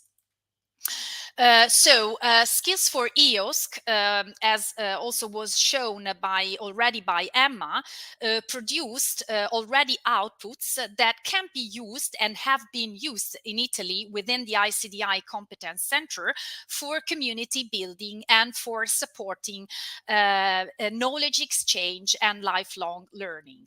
The first one is the Network Starter Kit for Data Stewards Network. Okay, this starter kit aims to give guidance and support for the creation of new professional and sustainable communities of data stewards. And this starter kit has been used in kicking off the Italian data stewards community, as I will show you later. At the same time, one output of the project, very interesting also for the Italian community, is the Skills4EOSC Fellowship Program. This program has been an opportunity for data stewards to spend a short period abroad in another institution, first of all to learn new skills, and secondly to connect with other data stewards. And using and taking advantage of those outputs, we started during 2023 to prepare for the creation of an Italian community of data stewards.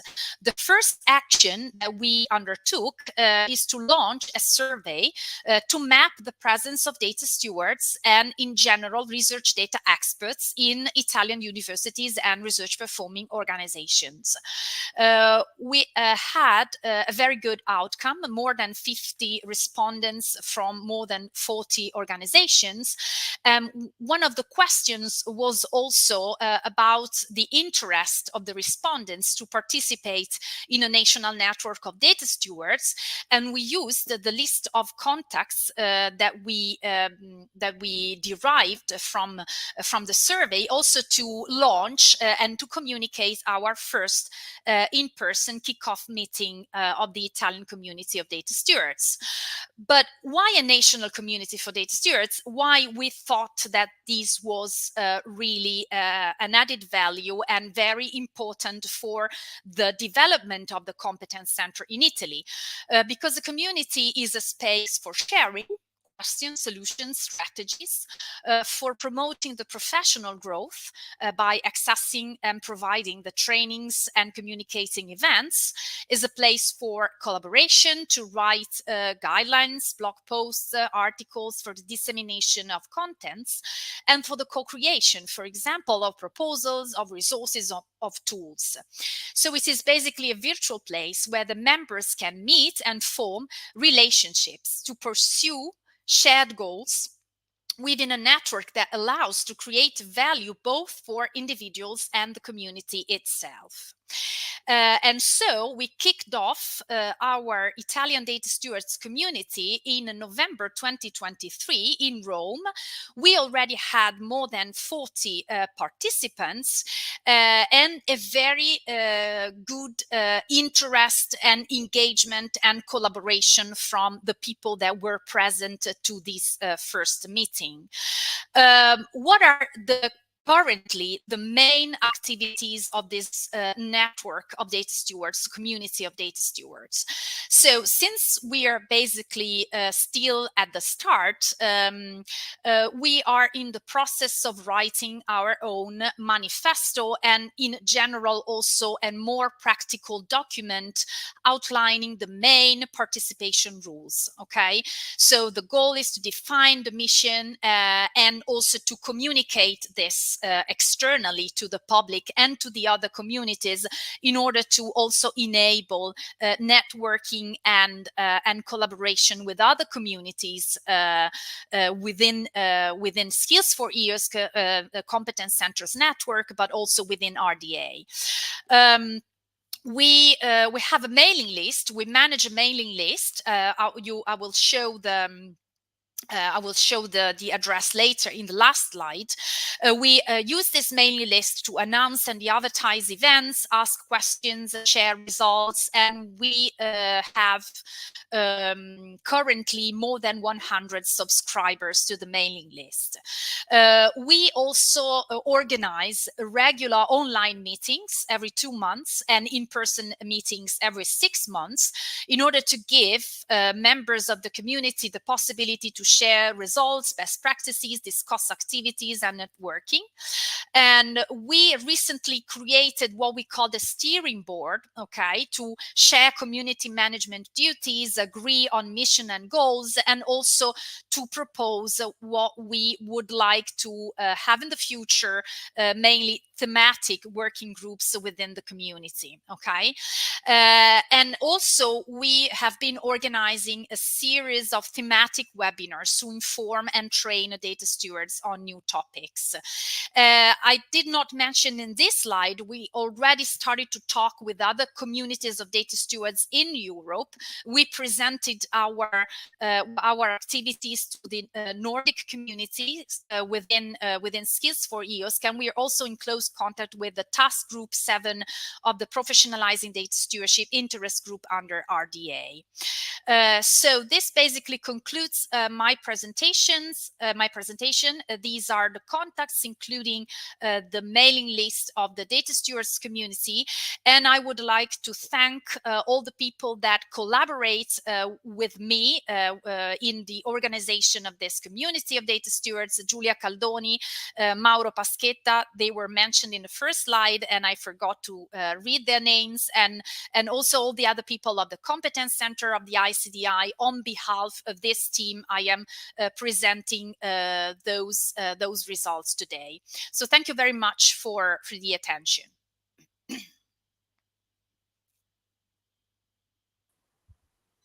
Thank you very much, Valentina. Thank you. And now, I want to introduce Nida van Lersum and Saba Sharma from the University of Delft. They will provide a presentation about professionalizing data stewards. Thank you.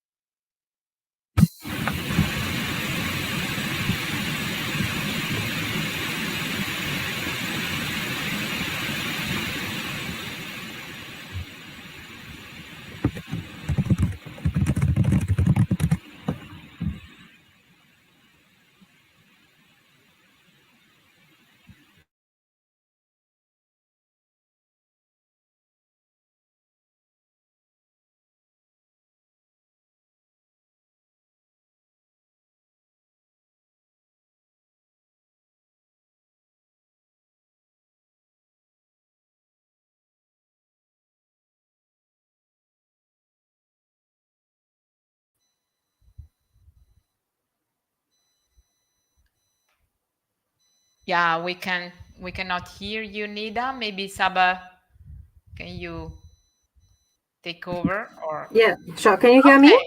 Yes, perfect. Okay, Thank you. great. Thank Yes, you very much. I can do it. Yeah.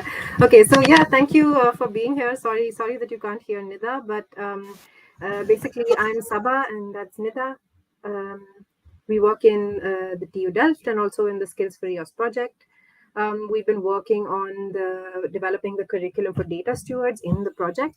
And today we basically just like to share with you what we've been doing, what kind of methodology we've been following, show you where we are in the process, and also kind of talk through our ideas for how we think it can be a valuable contribution to the community, and also invite you to collaborate with us if this is something that's of interest to you. So just to talk first briefly through what the process of creating the curriculum was. So as was mentioned earlier in the webinar, we started with the minimum viable skill set as the base for how we develop the curriculum. So the minimum viable skill set really talks about what are the essential skills and competencies that we expect data stewards to have.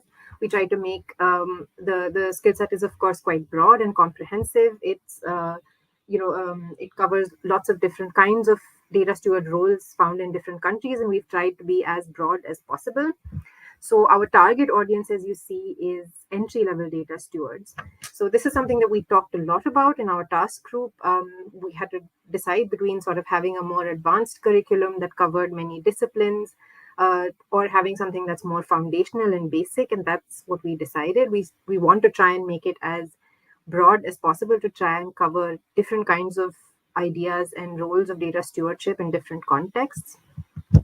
And as we've been talking about through the webinar and also the philosophy of the project, we started with really looking at existing materials, looking at what sort of materials for training and courses for data stewards and data professionals were already there. That was the first kind of big task that our group undertook. And putting together this, using this, and then also consultations with data stewards and professionals who work with data stewards, we came up with a list of high-level topics. This is kind of a draft of how we expect the curriculum to look. So it's a kind of broad structure. And in each topic or each section is broken further down into modules. And as I mentioned before, there's been a continuous consultation project. Our primary sort of audience being data stewards, we make sure to try and consult as many practicing data stewards as we can, because we'd like, of course, for the curriculum to be useful and practical. So we try as much as possible to map it onto the existing roles and tasks that data stewards already do. So what you see actually reflected in the high-level topics and the modules are really a reflection of what data stewards see and do every day. So to give you a sense of what we think makes the curriculum important and useful and what we think is its contribution is one, of course, again, in line with all the other outputs of the project, it's going to be completely open and accessible and adaptable for everyone. We focused a lot on reusing existing material, and I will get in a second to how, but that's been also very much at the base of how we've thought about designing the curriculum. We tried to make it broad and adaptable to multiple European contexts. So that was also part of the reason that we tried to be as careful as possible about taking multiple European perspectives into our landscaping process and our review process and also our consultation process, so that what we create finally can be adapted to different contexts as needed. And we understand that what may be needed by a data steward in the Netherlands may not be the same as what's needed by a data steward in Italy. And so we want the curriculum to have a base that both can essentially adapt and use for their purposes. And for that reason, as I keep emphasizing, but is really something that's very important to our process, we are constantly in consultation with the community, and this is something that we intend to keep on doing right until the very end of the curriculum, and hopefully also beyond through the competence centers. This is just to give you a very broad overview of what the curriculum looks like. So what you see here is really just the very, very, very high level topics of how the curriculum is divided into different sections. This is just to give you a sense of what you can expect to find in it. So as you can see, there's a kind of foundational introduction section. There's, of course, research data management. We decided to include a section on research software management because this is one thing that we learned from our consultations, was that software is becoming increasingly a part of research. It's becoming an output of its own. And while data stewards may not especially be involved in software management, it's something that they need to have knowledge about because researchers often come to them with questions, depending on the field and discipline that they're in. There's also sections on policy and governance. Again, this varies from context to context. In some institutions, data stewards are involved in policy, and in others, they're not. But again, with the aim of trying to make the curriculum as broad as possible, we decided to include it. There's questions on user rights, licenses, ethics, and personal data. Again, questions that we learned were things that data stewards hear about a lot. And then there's management and soft skills. This is something that came up a lot. We found that actually soft skills are really, really critical to data steward roles. And while soft skills are very difficult to teach, and we acknowledge that in our curriculum, we really wanted to try and at least build some sort of awareness of them, at least through activities and so on, of what kind of skills a data steward may expect to encounter in their roles. And finally, a section on teaching and education, because again, we found that while it's not, data stewards may not formally be teachers or trainers, they do often conduct trainings for researchers on data management and so on. So we've shown you a little snippet also using the teaching and education section as an example of how we then break the sections down further. So here you'll see the section on teaching and education is broken down into 3 further modules. And then you see for each of those modules, we also have learning objectives. So this is, again, in line with the Fair by Design methodology and many other trainings in the project. This is the approach that we follow, really a learner-centric method for how we hope to design the curriculum. And then the next step for this is, and which is what we are in the process of doing now, is for each of these modules and sub-modules to then create further overview of content, examples of learning activities that we think trainers could use, examples of materials and resources that trainers can consult to build this training or deliver a training, and also notes for instructors that we think would be important to keep in mind for conducting such a training. So what we are actually doing is really not necessarily giving you the slides or the videos ourselves, but creating everything that's needed for you to deliver, say, a lecture or a presentation or assign a reading to learners yourself. And the reason that we chose very deliberately not to do this is, again, because we're very, very mindful of the fact that context really differs. So if we have a set of slides on, say, policy and governance in Finland, that may not translate to Greece. And so I think our approach has been to create the foundation, to give you an overview of the content, to give instructors notes, to create examples. If there are existing trainings or slides or videos, we also point to those to try and give enough information, provide enough resources so that a trainer could then pick up this material themselves. So again, in line with the philosophy of Skills4EOSC and the project in general, the material is really intended initially at trainers. It's really for trainers to pick up and then use the base of the curriculum as a means to train. Finally, these are our next steps. So this is what we are in the process of doing and hope to do next. So as I described, we're in the process of trying to complete a draft of our curriculum using the backwards design learning model. So we're in the process of expanding all our modules and sub-modules to have learning objectives, outcomes, activities, resources, a content overview, and instructor notes. We really, really aim to make this as thorough and as complete as possible. And one of the ways in which we'll test out this model is through piloting. So our next goal, and we're already in talks with 2 of the partners that work in our task, to pilot a section each to try and see how effective this model is, what we need to tweak, how do we need to update it, what additional information do we need to add, how does it actually work in practice. So this is, again, a really essential component of what we'll be doing next for the curriculum. We are, of course, always interested in people who would be interested to review the final draft of the curriculum, and also, of course, in the end, take the curriculum and adapt it to your context. So we've put our contact details here on the slide. If this is something that's of interest to you, even if that means you're only interested in a part of the curriculum, or you saw one section that caught your eye, or there's just a few modules you would like to try, we're very open to that. We're also very open to working with you to develop a pilot or a training or to test the material or use it. The material will, of course, finally be also made available. Again, using the Fair by Design methodology, at the end of the project, it will be available for reuse. But even before that, if you're interested in doing a pilot or a test of the material yourself, this is something we are also extremely interested in, and we would really, really like to hear from you. So finally, we end with, this is a little, this is not our entire task group, but it's a few of us, and this is during a workshop that we had in the Netherlands in Delft in April. So we essentially had a kind of 3-day working sprint where we really tried to expand a few of the modules of some of the sections, partly to see how long it would take us to do the whole thing, but also just, working together in this way was really helpful and productive, and help us really give direction and shape to the curriculum. So, the picture is also quite representative of all the different perspectives that we have in the group. So there's partners here from France, the Netherlands, Denmark, Finland, Germany, and also one of the Skills for EOSC fellows, in fact, is in this photo as well from Spain. So yeah, thank you so much for listening to us. I do hope that you will reach out to us if you're interested in the curriculum. And thanks. I'll hand back to Sarah. Thank you very much, Saba and Nida as well.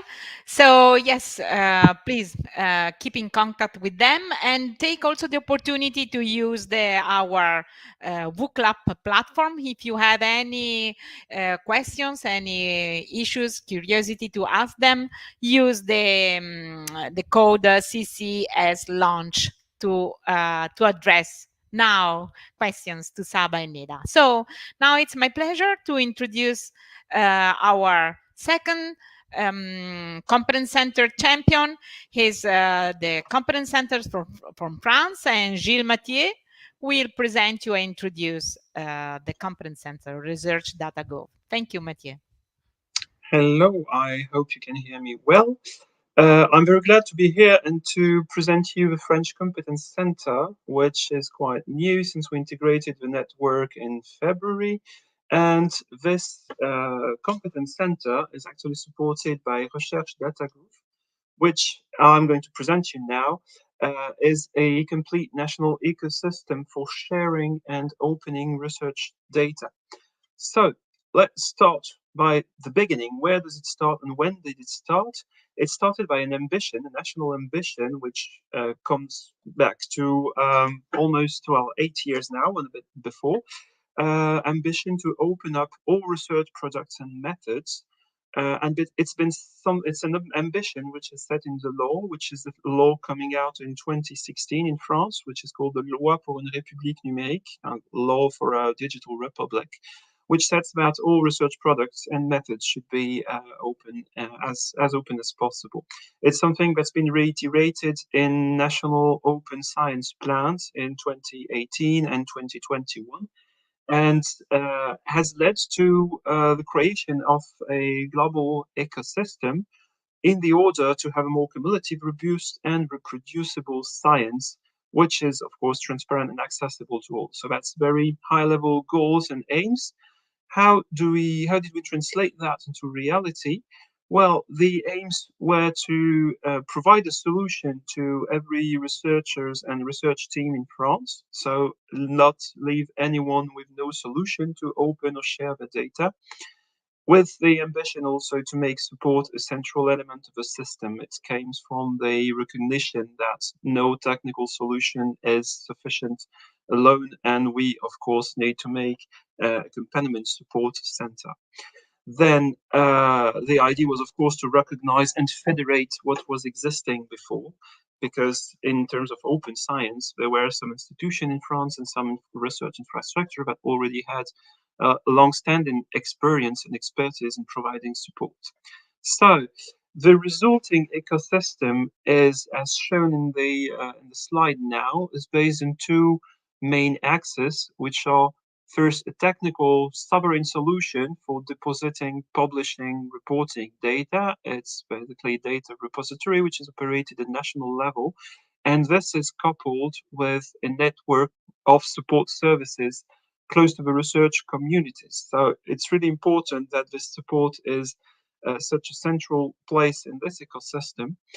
Let me dig a bit down into what this means. So the platform itself, the data platform, is a data repository and registry. It's operated nationally by a federated establishment organization in France. And the support services are organized in different modules, which can be geographical, like the data management clusters. They provide general expertise at geographical level close to researchers in the universities, and they are spread across the whole French territory. We have thematic reference centers, which provide expertise in a given discipline, in a given scientific field. We have resource centers, which embodied the mutualization of tools, best practices with regards to different support aspects, like training material, like skills, like competences on depositing data in the repository, and so on. And this is completed by what we call institutional reference centers, which embodied the organization of research in France, which has different organization with their own policies and expertise, and which are also integrated in this ecosystem. I'm going to get a bit more in details with regards to the data management clusters. They are literally the very first line support for contacting this ecosystem from the researcher and research teams on the different sites. Their expertise is very generalist in the sense that they provide a set of services which is quite wide, going from helping on setting and feeling data management plan, introduction to data management, how to deposit data, some support on also on analyzing data and so on. And they group various expertise across the whole territory. They are independent in the sense that each of these data management cluster has its own governance, mainly led by the local universities, the research performing on an organization that are on different sites, but they are organized in a national network and communicate and organize themselves and do some work one with another. The way it's meant to be in this national ecosystem is that we have a kind of national labelization. So each data management cluster has a label that says that it's a data management cluster recognized in the national ecosystem. We've got 20 of them at the moment. More to come because we still have projects ongoing in different universities and on different sites. And at the moment, it's close to 100 full-time equivalent with more than 370 people involved. And as you can see, a lot of different research performing organization, more than 80, be there universities and national organization, high schools, and so on. They are this set of expertise, which I would say is quite horizontal and set in the territory, is completed by the thematic reference centers and resource centers, which provide their expertise on different fields. For the thematic reference centers, this is expertise in a given scientific field. We've got 6 of them at the moment. Disciplines such as biology and health, humanities or social science, astronomy, earth science, biodiversity, and those are supported by the national research infrastructure, which are already well established and recognized, and have for a long time been providing services to their users. So these are completed by the resource centers, which are 4 at the moment, and provide tools and best practices on training, e-training material, resources, skills, training the trainers, and so on, shared tools, for example, common tools for data management plan, and so on, and a resource center for the repository registry aspect, so helping users populating their data in the repository. So this ecosystem is relatively new. It's been inaugurated in 2022 at the beginning of July, so it's reaching its 2 years now, but it's very effective and growing. And one of an important aspect there is that we're really recognizing ourselves in this fair by design aspect that's been presented earlier in this event, because of course opening and sharing data from the research products is something that you cannot consider just in the end of the process, but that you have to consider at the beginning. So that's why all these modules, the data management cluster, the thematic reference center, resource center, all have one goal, which is to help research teams to provide fair data by design and make them on the pathway to open up their results. Now, coming to the Skills4EOSC Competence Center network. This is part of our international ambition to be seen in the international landscape on our different aspects. So as a data depositing platform, as a national data service, and as a structure supporting researchers towards open data. So the first aspect is more on the platform side, technical aspects. So to join and co-construct the European network of trustworthy repositories, share best practices, work in cross-disciplinary subjects, and so on. The national data service aspect is something we're working on with the RDA, just to share best practices at the international level and liaise with other international groups. And then the center part is to be support researchers to open data at the European level. And that's why we're here as a first break to be the French National Competence Centre to share support training best practices at continental level. So what is the added value that we see in this competence center network? The first is general interest. This comes out of a discussion, a very open discussion that we have at the beginning of June with different stakeholders of the system. So this is what came out. What do you see as an added value being a competence center? First is to gain expertise and competences from others, look at what's been done outside of our own country, then get access to a large panel of services, training, material, harmonize best practices and build something together, which is quite important, and be part of an exchange forum on shared issues to find better solutions. All of this contributes to be a way to improve our scalability, working on reliability, networking, user engagement and technology. And then this is a bidirectional process. We expect something from the network, but we can bring something to the network. And what we can bring is a strong set of skills, expertise, and competences shared between our different modules. We've got general support, we've got the specific discipline-related support, we've got the sharing, mutualizing tools and resources, all working together and intricated for most cases in international projects and at different level, from local to international. And we can share, of course, and we'll be gladly be doing so, our experience and lessons learned from the way we are organized, because it has pros and cons like every organization. The issues we're facing, how we solve them, how we try to solve them. And basically, I think this is an ecosystem that's working very well. We are glad to be sharing our experience on how we succeed in making people work together.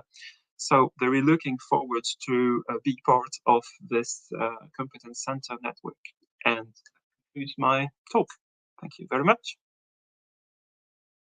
For this very quick and rich overview of the France Competence Centres.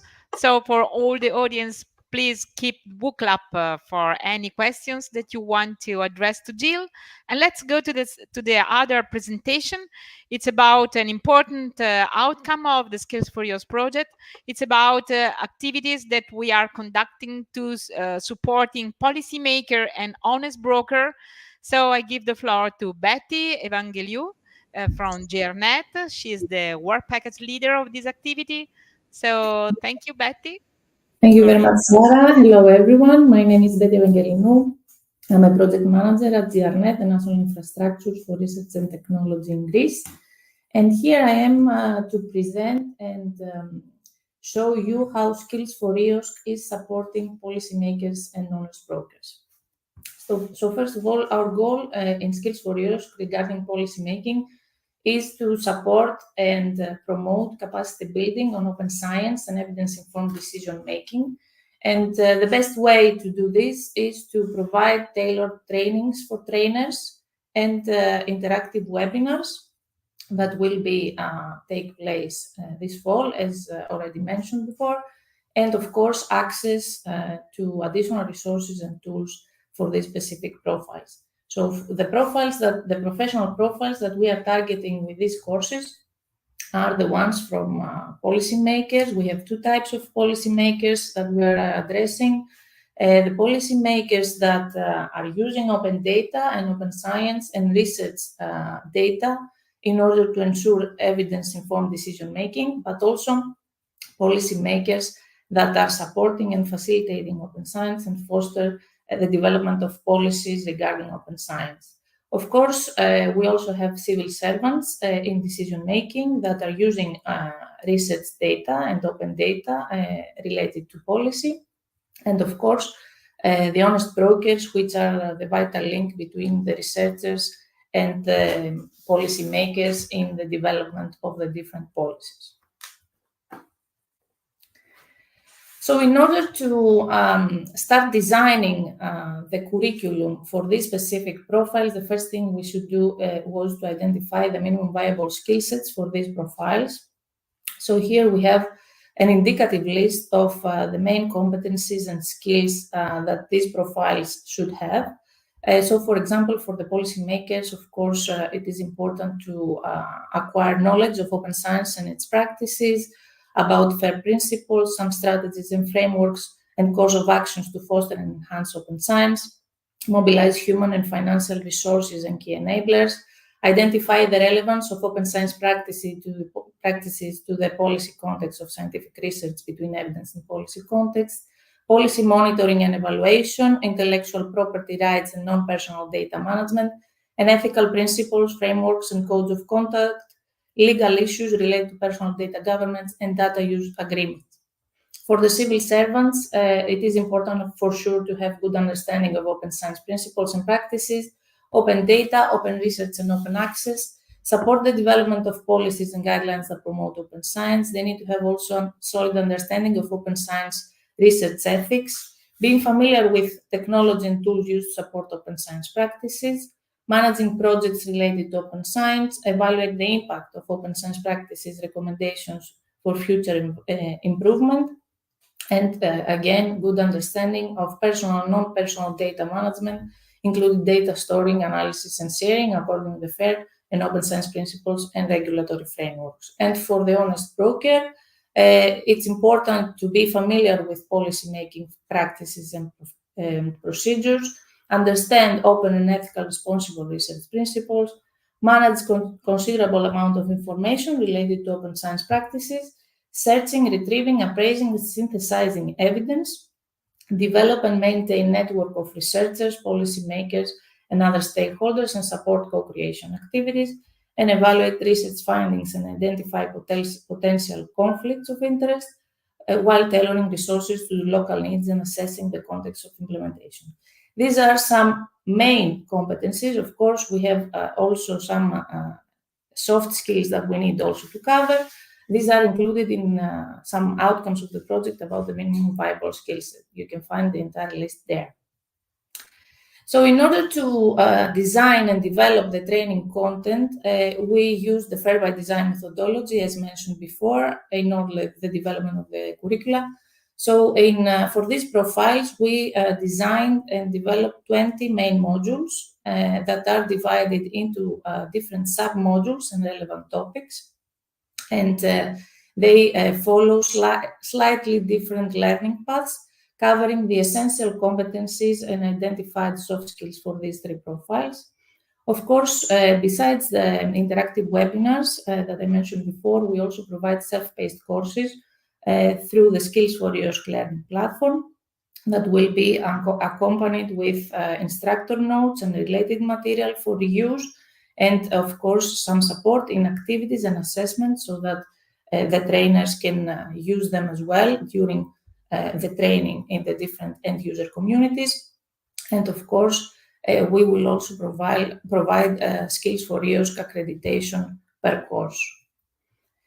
So the 20 topics that I mentioned before are provided here. We start with some fundamentals on open science, why open science is the new norm, why open science is essential for advancing research and innovation, the importance of accountability and transparency in open science and research integrity, some information about legal and ethical frameworks and considerations in open science, challenges that exist and opportunities for open science in the EU regulatory framework, data governance and legislative strategies for fair research.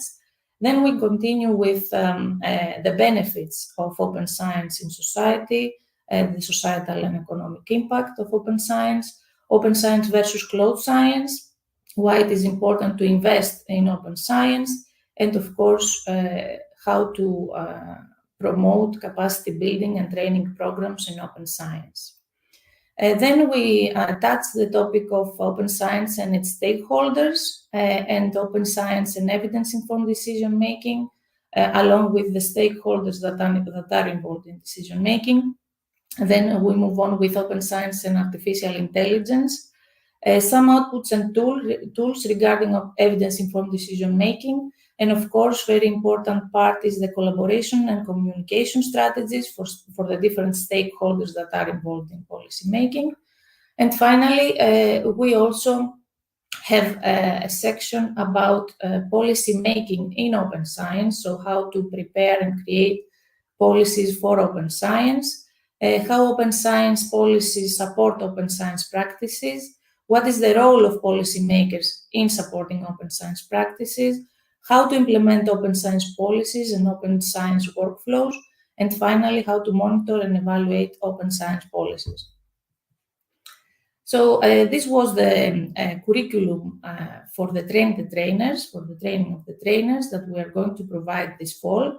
But additionally to the trainings, we also provide through the competence centers materials and resources for these related professional profiles. So at the moment, we have already developed for the honest brokers a booklet with guidelines and best practices, where in this link you can find it in Zenodo. We are currently developing a Science for Policy kit that will be released in January 2025 and includes best practices from European initiatives regarding the development of courses and activities. We have already developed an advocacy kit for reaching out to funders and policymakers that you can find also in the Skills4EOSC website. And we are organizing an international workshop about the practice of informing policy through evidence that is targeting researchers in order to increase their impact when engaging with policymakers. This workshop is going to take place also this fall, but we will provide a formal announcement, and it's an open call for researchers to participate in this international workshop. It's going to take place in Rome this November. Thank you very much. I don't know if you have any questions, please provide them in Google Club. And Sarah, back to you. Thank you. Thank you very much, Betty. So a lot of activities and results for the policymaker. And yes, let's give the floor to the last champion of our competence center. He's the Swedish competence center. So it's my pleasure to invite Eva Stenskuld to present the competence center and his activity within the Skills4EOSC network. Thank you, Eva. Thank you, Sarah. So it's very nice to be here. I hope you can hear me, otherwise shout out. It's been very interesting to listen to all the presentations. I've learned a lot. I only started my position as a director of S&D the 1st of February, so I'm learning. It's very nice to be here. I will start with giving you a short overview of what S&D is, because we are actually quite old. We were established already in 1980, and then as a competence, as a national infrastructure for social science data. But we are now a national research infrastructure working with all research areas, and we have a mission to making research data accessible. The goal of open access to research results in Sweden was conveyed in our research bill in 2020, stating that a transition to open access to research publications should be completed by 2021, and that open access to research data should be fully achieved by 2026. So our mission is to support the implementation of this goal in Sweden. So we are a data access facilitator, meaning that the main task is to support the accessibility, preservation, and reuse of research data and related material. S&D works together with higher education institutions and offer knowledge, training, and educational resources for the research data community. S&D also hosts a repository for research data where all entries are manually curated by the data access units at the higher education institutions that collaborate with us. We are also a service provider. We offer different services for network members within our area of expertise, such as webinars, educational resources, or custom-made adaptations for specific needs when it comes to use and reuse of research data. We're also a national policy coordinator. This means that we are working with other major government agencies and higher education institutions on the policy level of the research data landscape. For example, producing national guidelines, checklists, and other policy documents. S&D also provides a link to research data organizations in Europe and globally. So for us, becoming a Skills4EOSC Competence Centre and fulfill our commitments, it is a lot about onboarding our current material and services in the Competence Centre context and align and harmonize these. S&D is run by a consortium of 9 major Swedish universities, and attached to us is also a network of additional 28 higher education institutions, research performing organizations, and government agencies. This means that S&D is a distributed research infrastructure consisting to a great deal of human resources in the distributed wider network. Our main office is situated in Gothenburg, as Gothenburg University is acting as our host organization.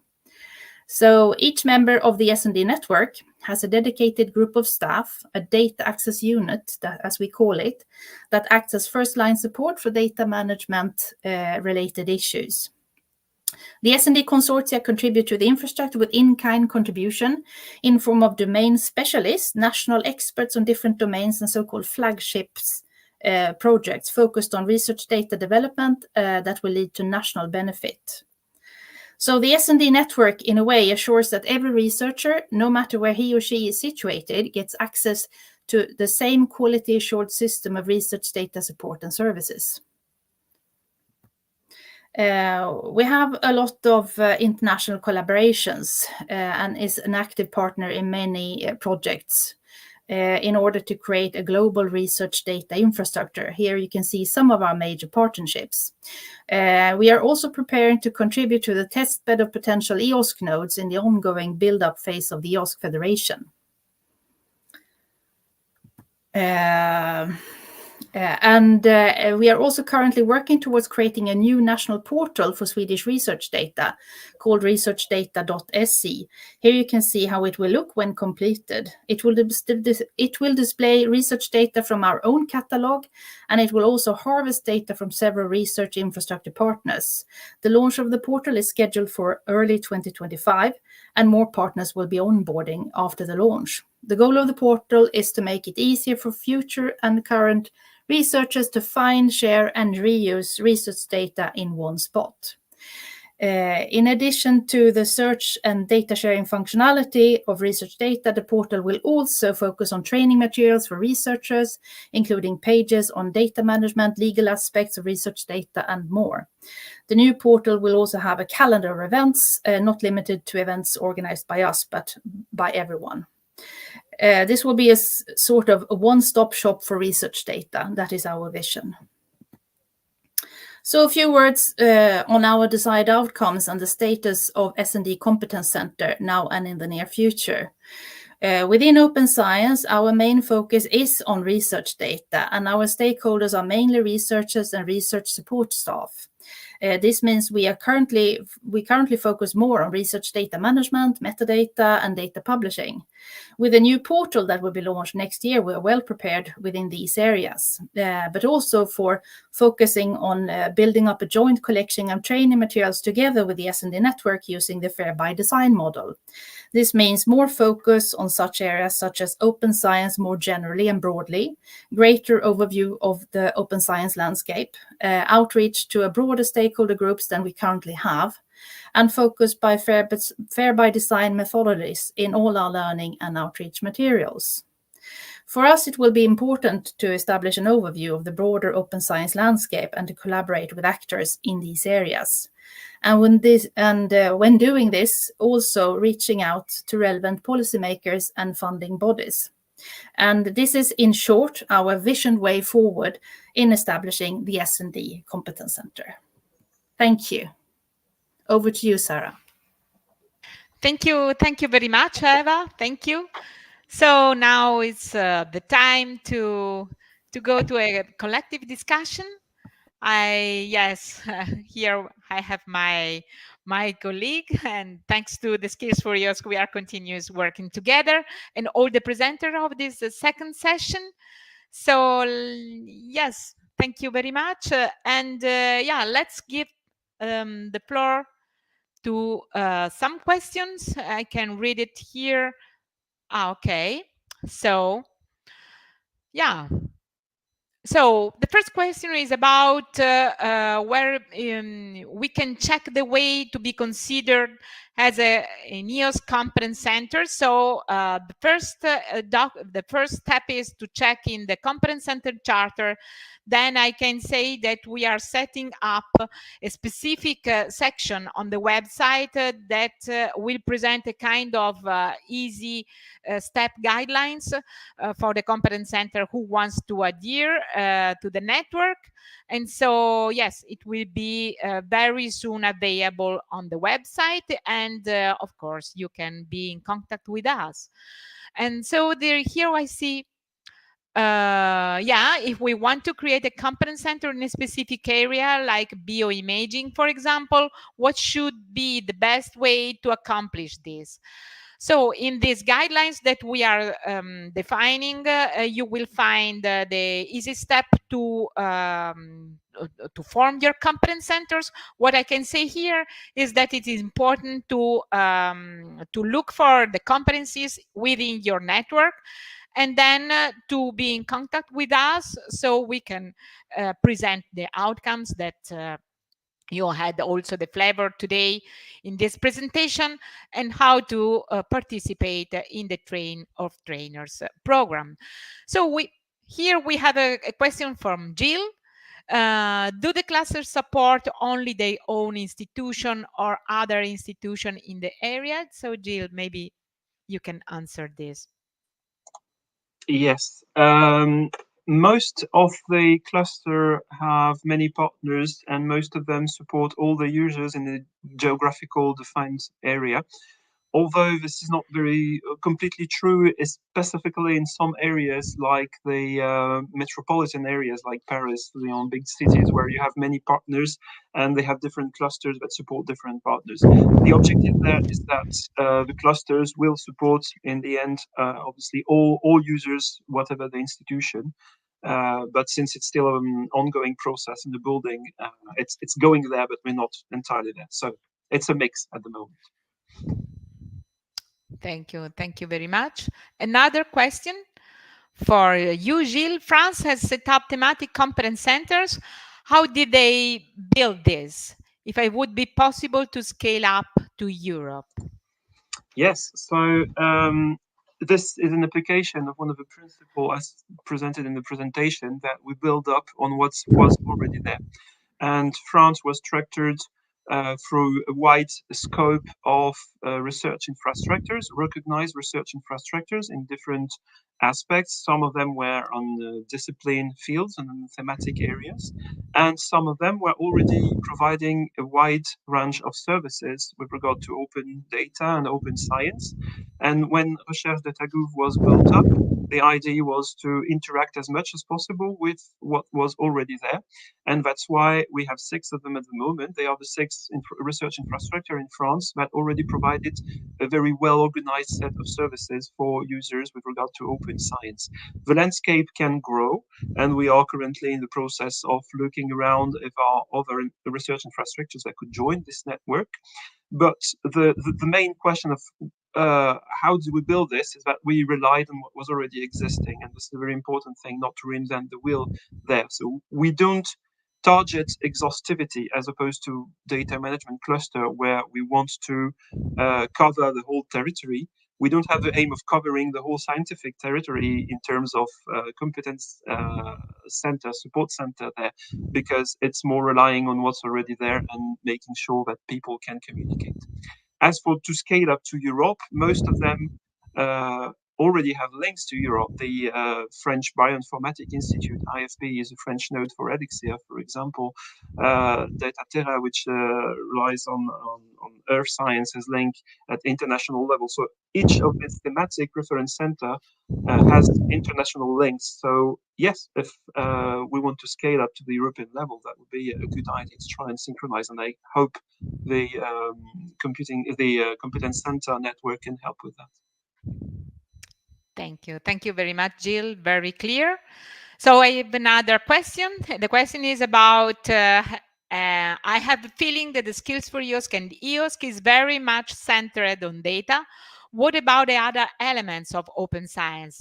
Okay, no, just to provide a quick answer, today maybe we didn't have the chance to present the in detail also our training program and the curricula elements that touch not only data but also tools and other aspects of open science, like for also soft skills and communication. So yes, we are touching of course also other aspects. I don't know, Emma, if you want to add some more about this. We are also cooperating with Everse that is dealing with software conservation. So yeah.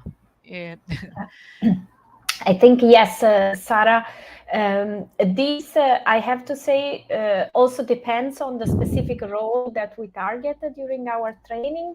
But I second what Sarah was saying. It's both about open science and the management of research outputs, so not only data but also beyond that.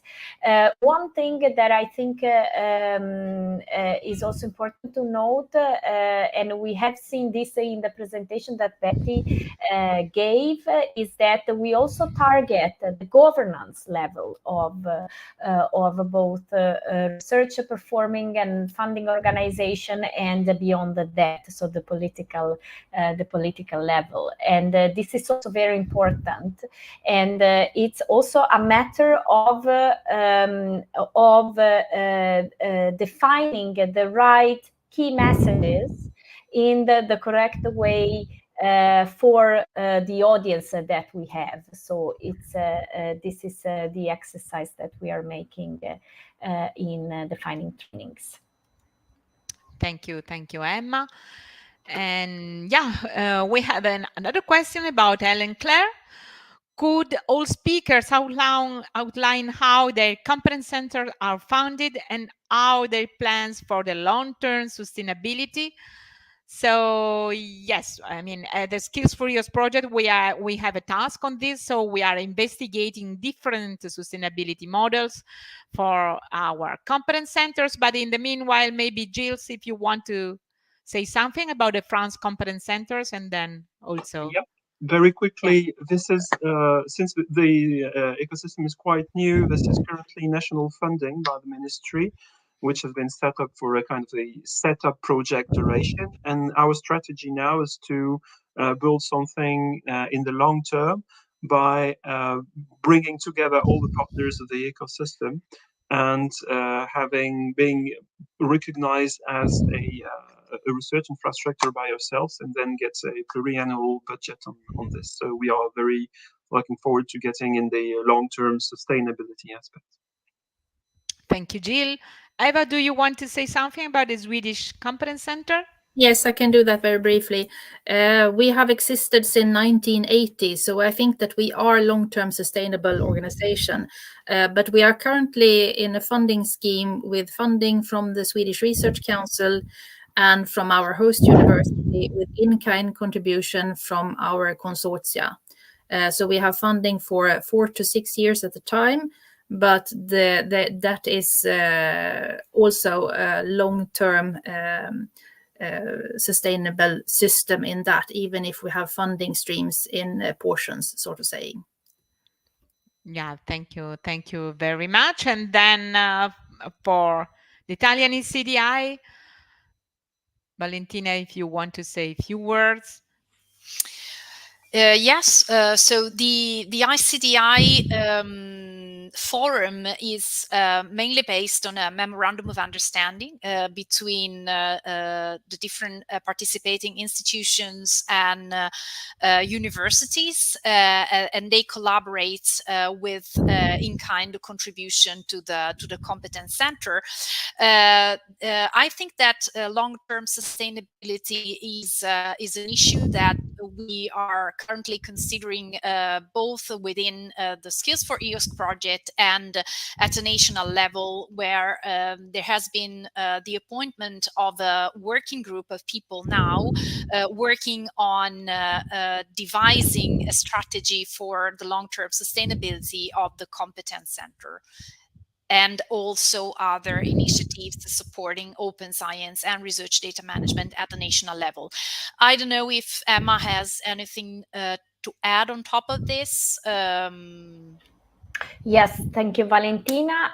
I just want to comment that the sustainability of competence centers is one of the main themes that we will discuss within the network. So the aim of the network is also that of sharing the best practices, but also the history of the initiatives that are part of the network, so that we can learn from each other, and we can also help and support each other in the definition of, for example, sustainability plan.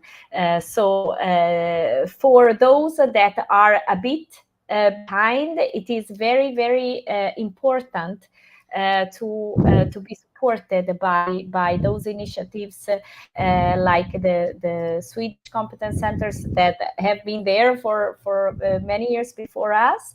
And this is one of the good things, let's say the added value of our network. Thank you very much, Valentina and Emma. So we have another question about the EOSC node. So please, maybe you can put again. It's will on the long run Skills4EOSC competence centers be able to support the creation of EOSC nodes? This is something that we are discussing within also in a specific group formed by representative of many EOSC related projects, and Skills4EOSC proposed this theme also to align the competence centers to the new creation of the EOSC node. So it's something that we are analyzing and discussing. And maybe Emma, do you want to add something more on this? Yes, yes. Sarah was referring to the OA5 group, I think, Sarah. Yes, exactly. If I'm wrong, which is a group that was formed during the recent winter school we had in Greece, the EOSC winter school. This group was formed to discuss the thematics around the skills and training in the EOSC context.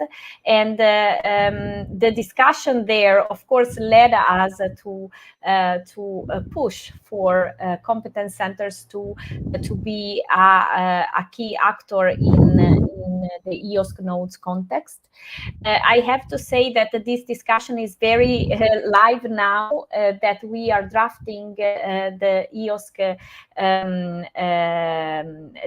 Federation Handbook, which will be the main document driving the realization and onboarding of EOSC node into the federation. So this is an open issue, but from my perspective, I see competence centers as main actors here, because we cannot, of course, think of implementing such a huge federating infrastructure without taking care of skills and competencies needed, and all the services that can be built on competencies like training, support, and so on. Thank you, Emma. Thank you very much. So I think that we don't have any other questions, and we arrive to the end of our journey. Thanks to all of you who participated today in this lunch. I'm very happy to see such a strong commitment and interest in our network. So I'm very happy to see this. And yeah, I mean, we are very much open to the participation, and also Skills4EOSC is based on this co-creation approach. So very happy to keep your observation and feedback also after this event. And thank you very much to all the presenters and to all the participants. And be posted on the next events and online. Thank you very much. I don't know, Emma, if you want to wrap up also. Thank you so much. It was a pleasure participating to this launch. I really look forward to the next steps, in particular the one in autumn with the launch of the training of trainers and the events. The Competence Center Network meeting as a collocated event to the EOSC Symposium, and the session that we will have in the symposium about competence centers. So thank you very much, and see you soon. Bye. Yes. Thank you very much once again for your engagement. Bye. Thank you all.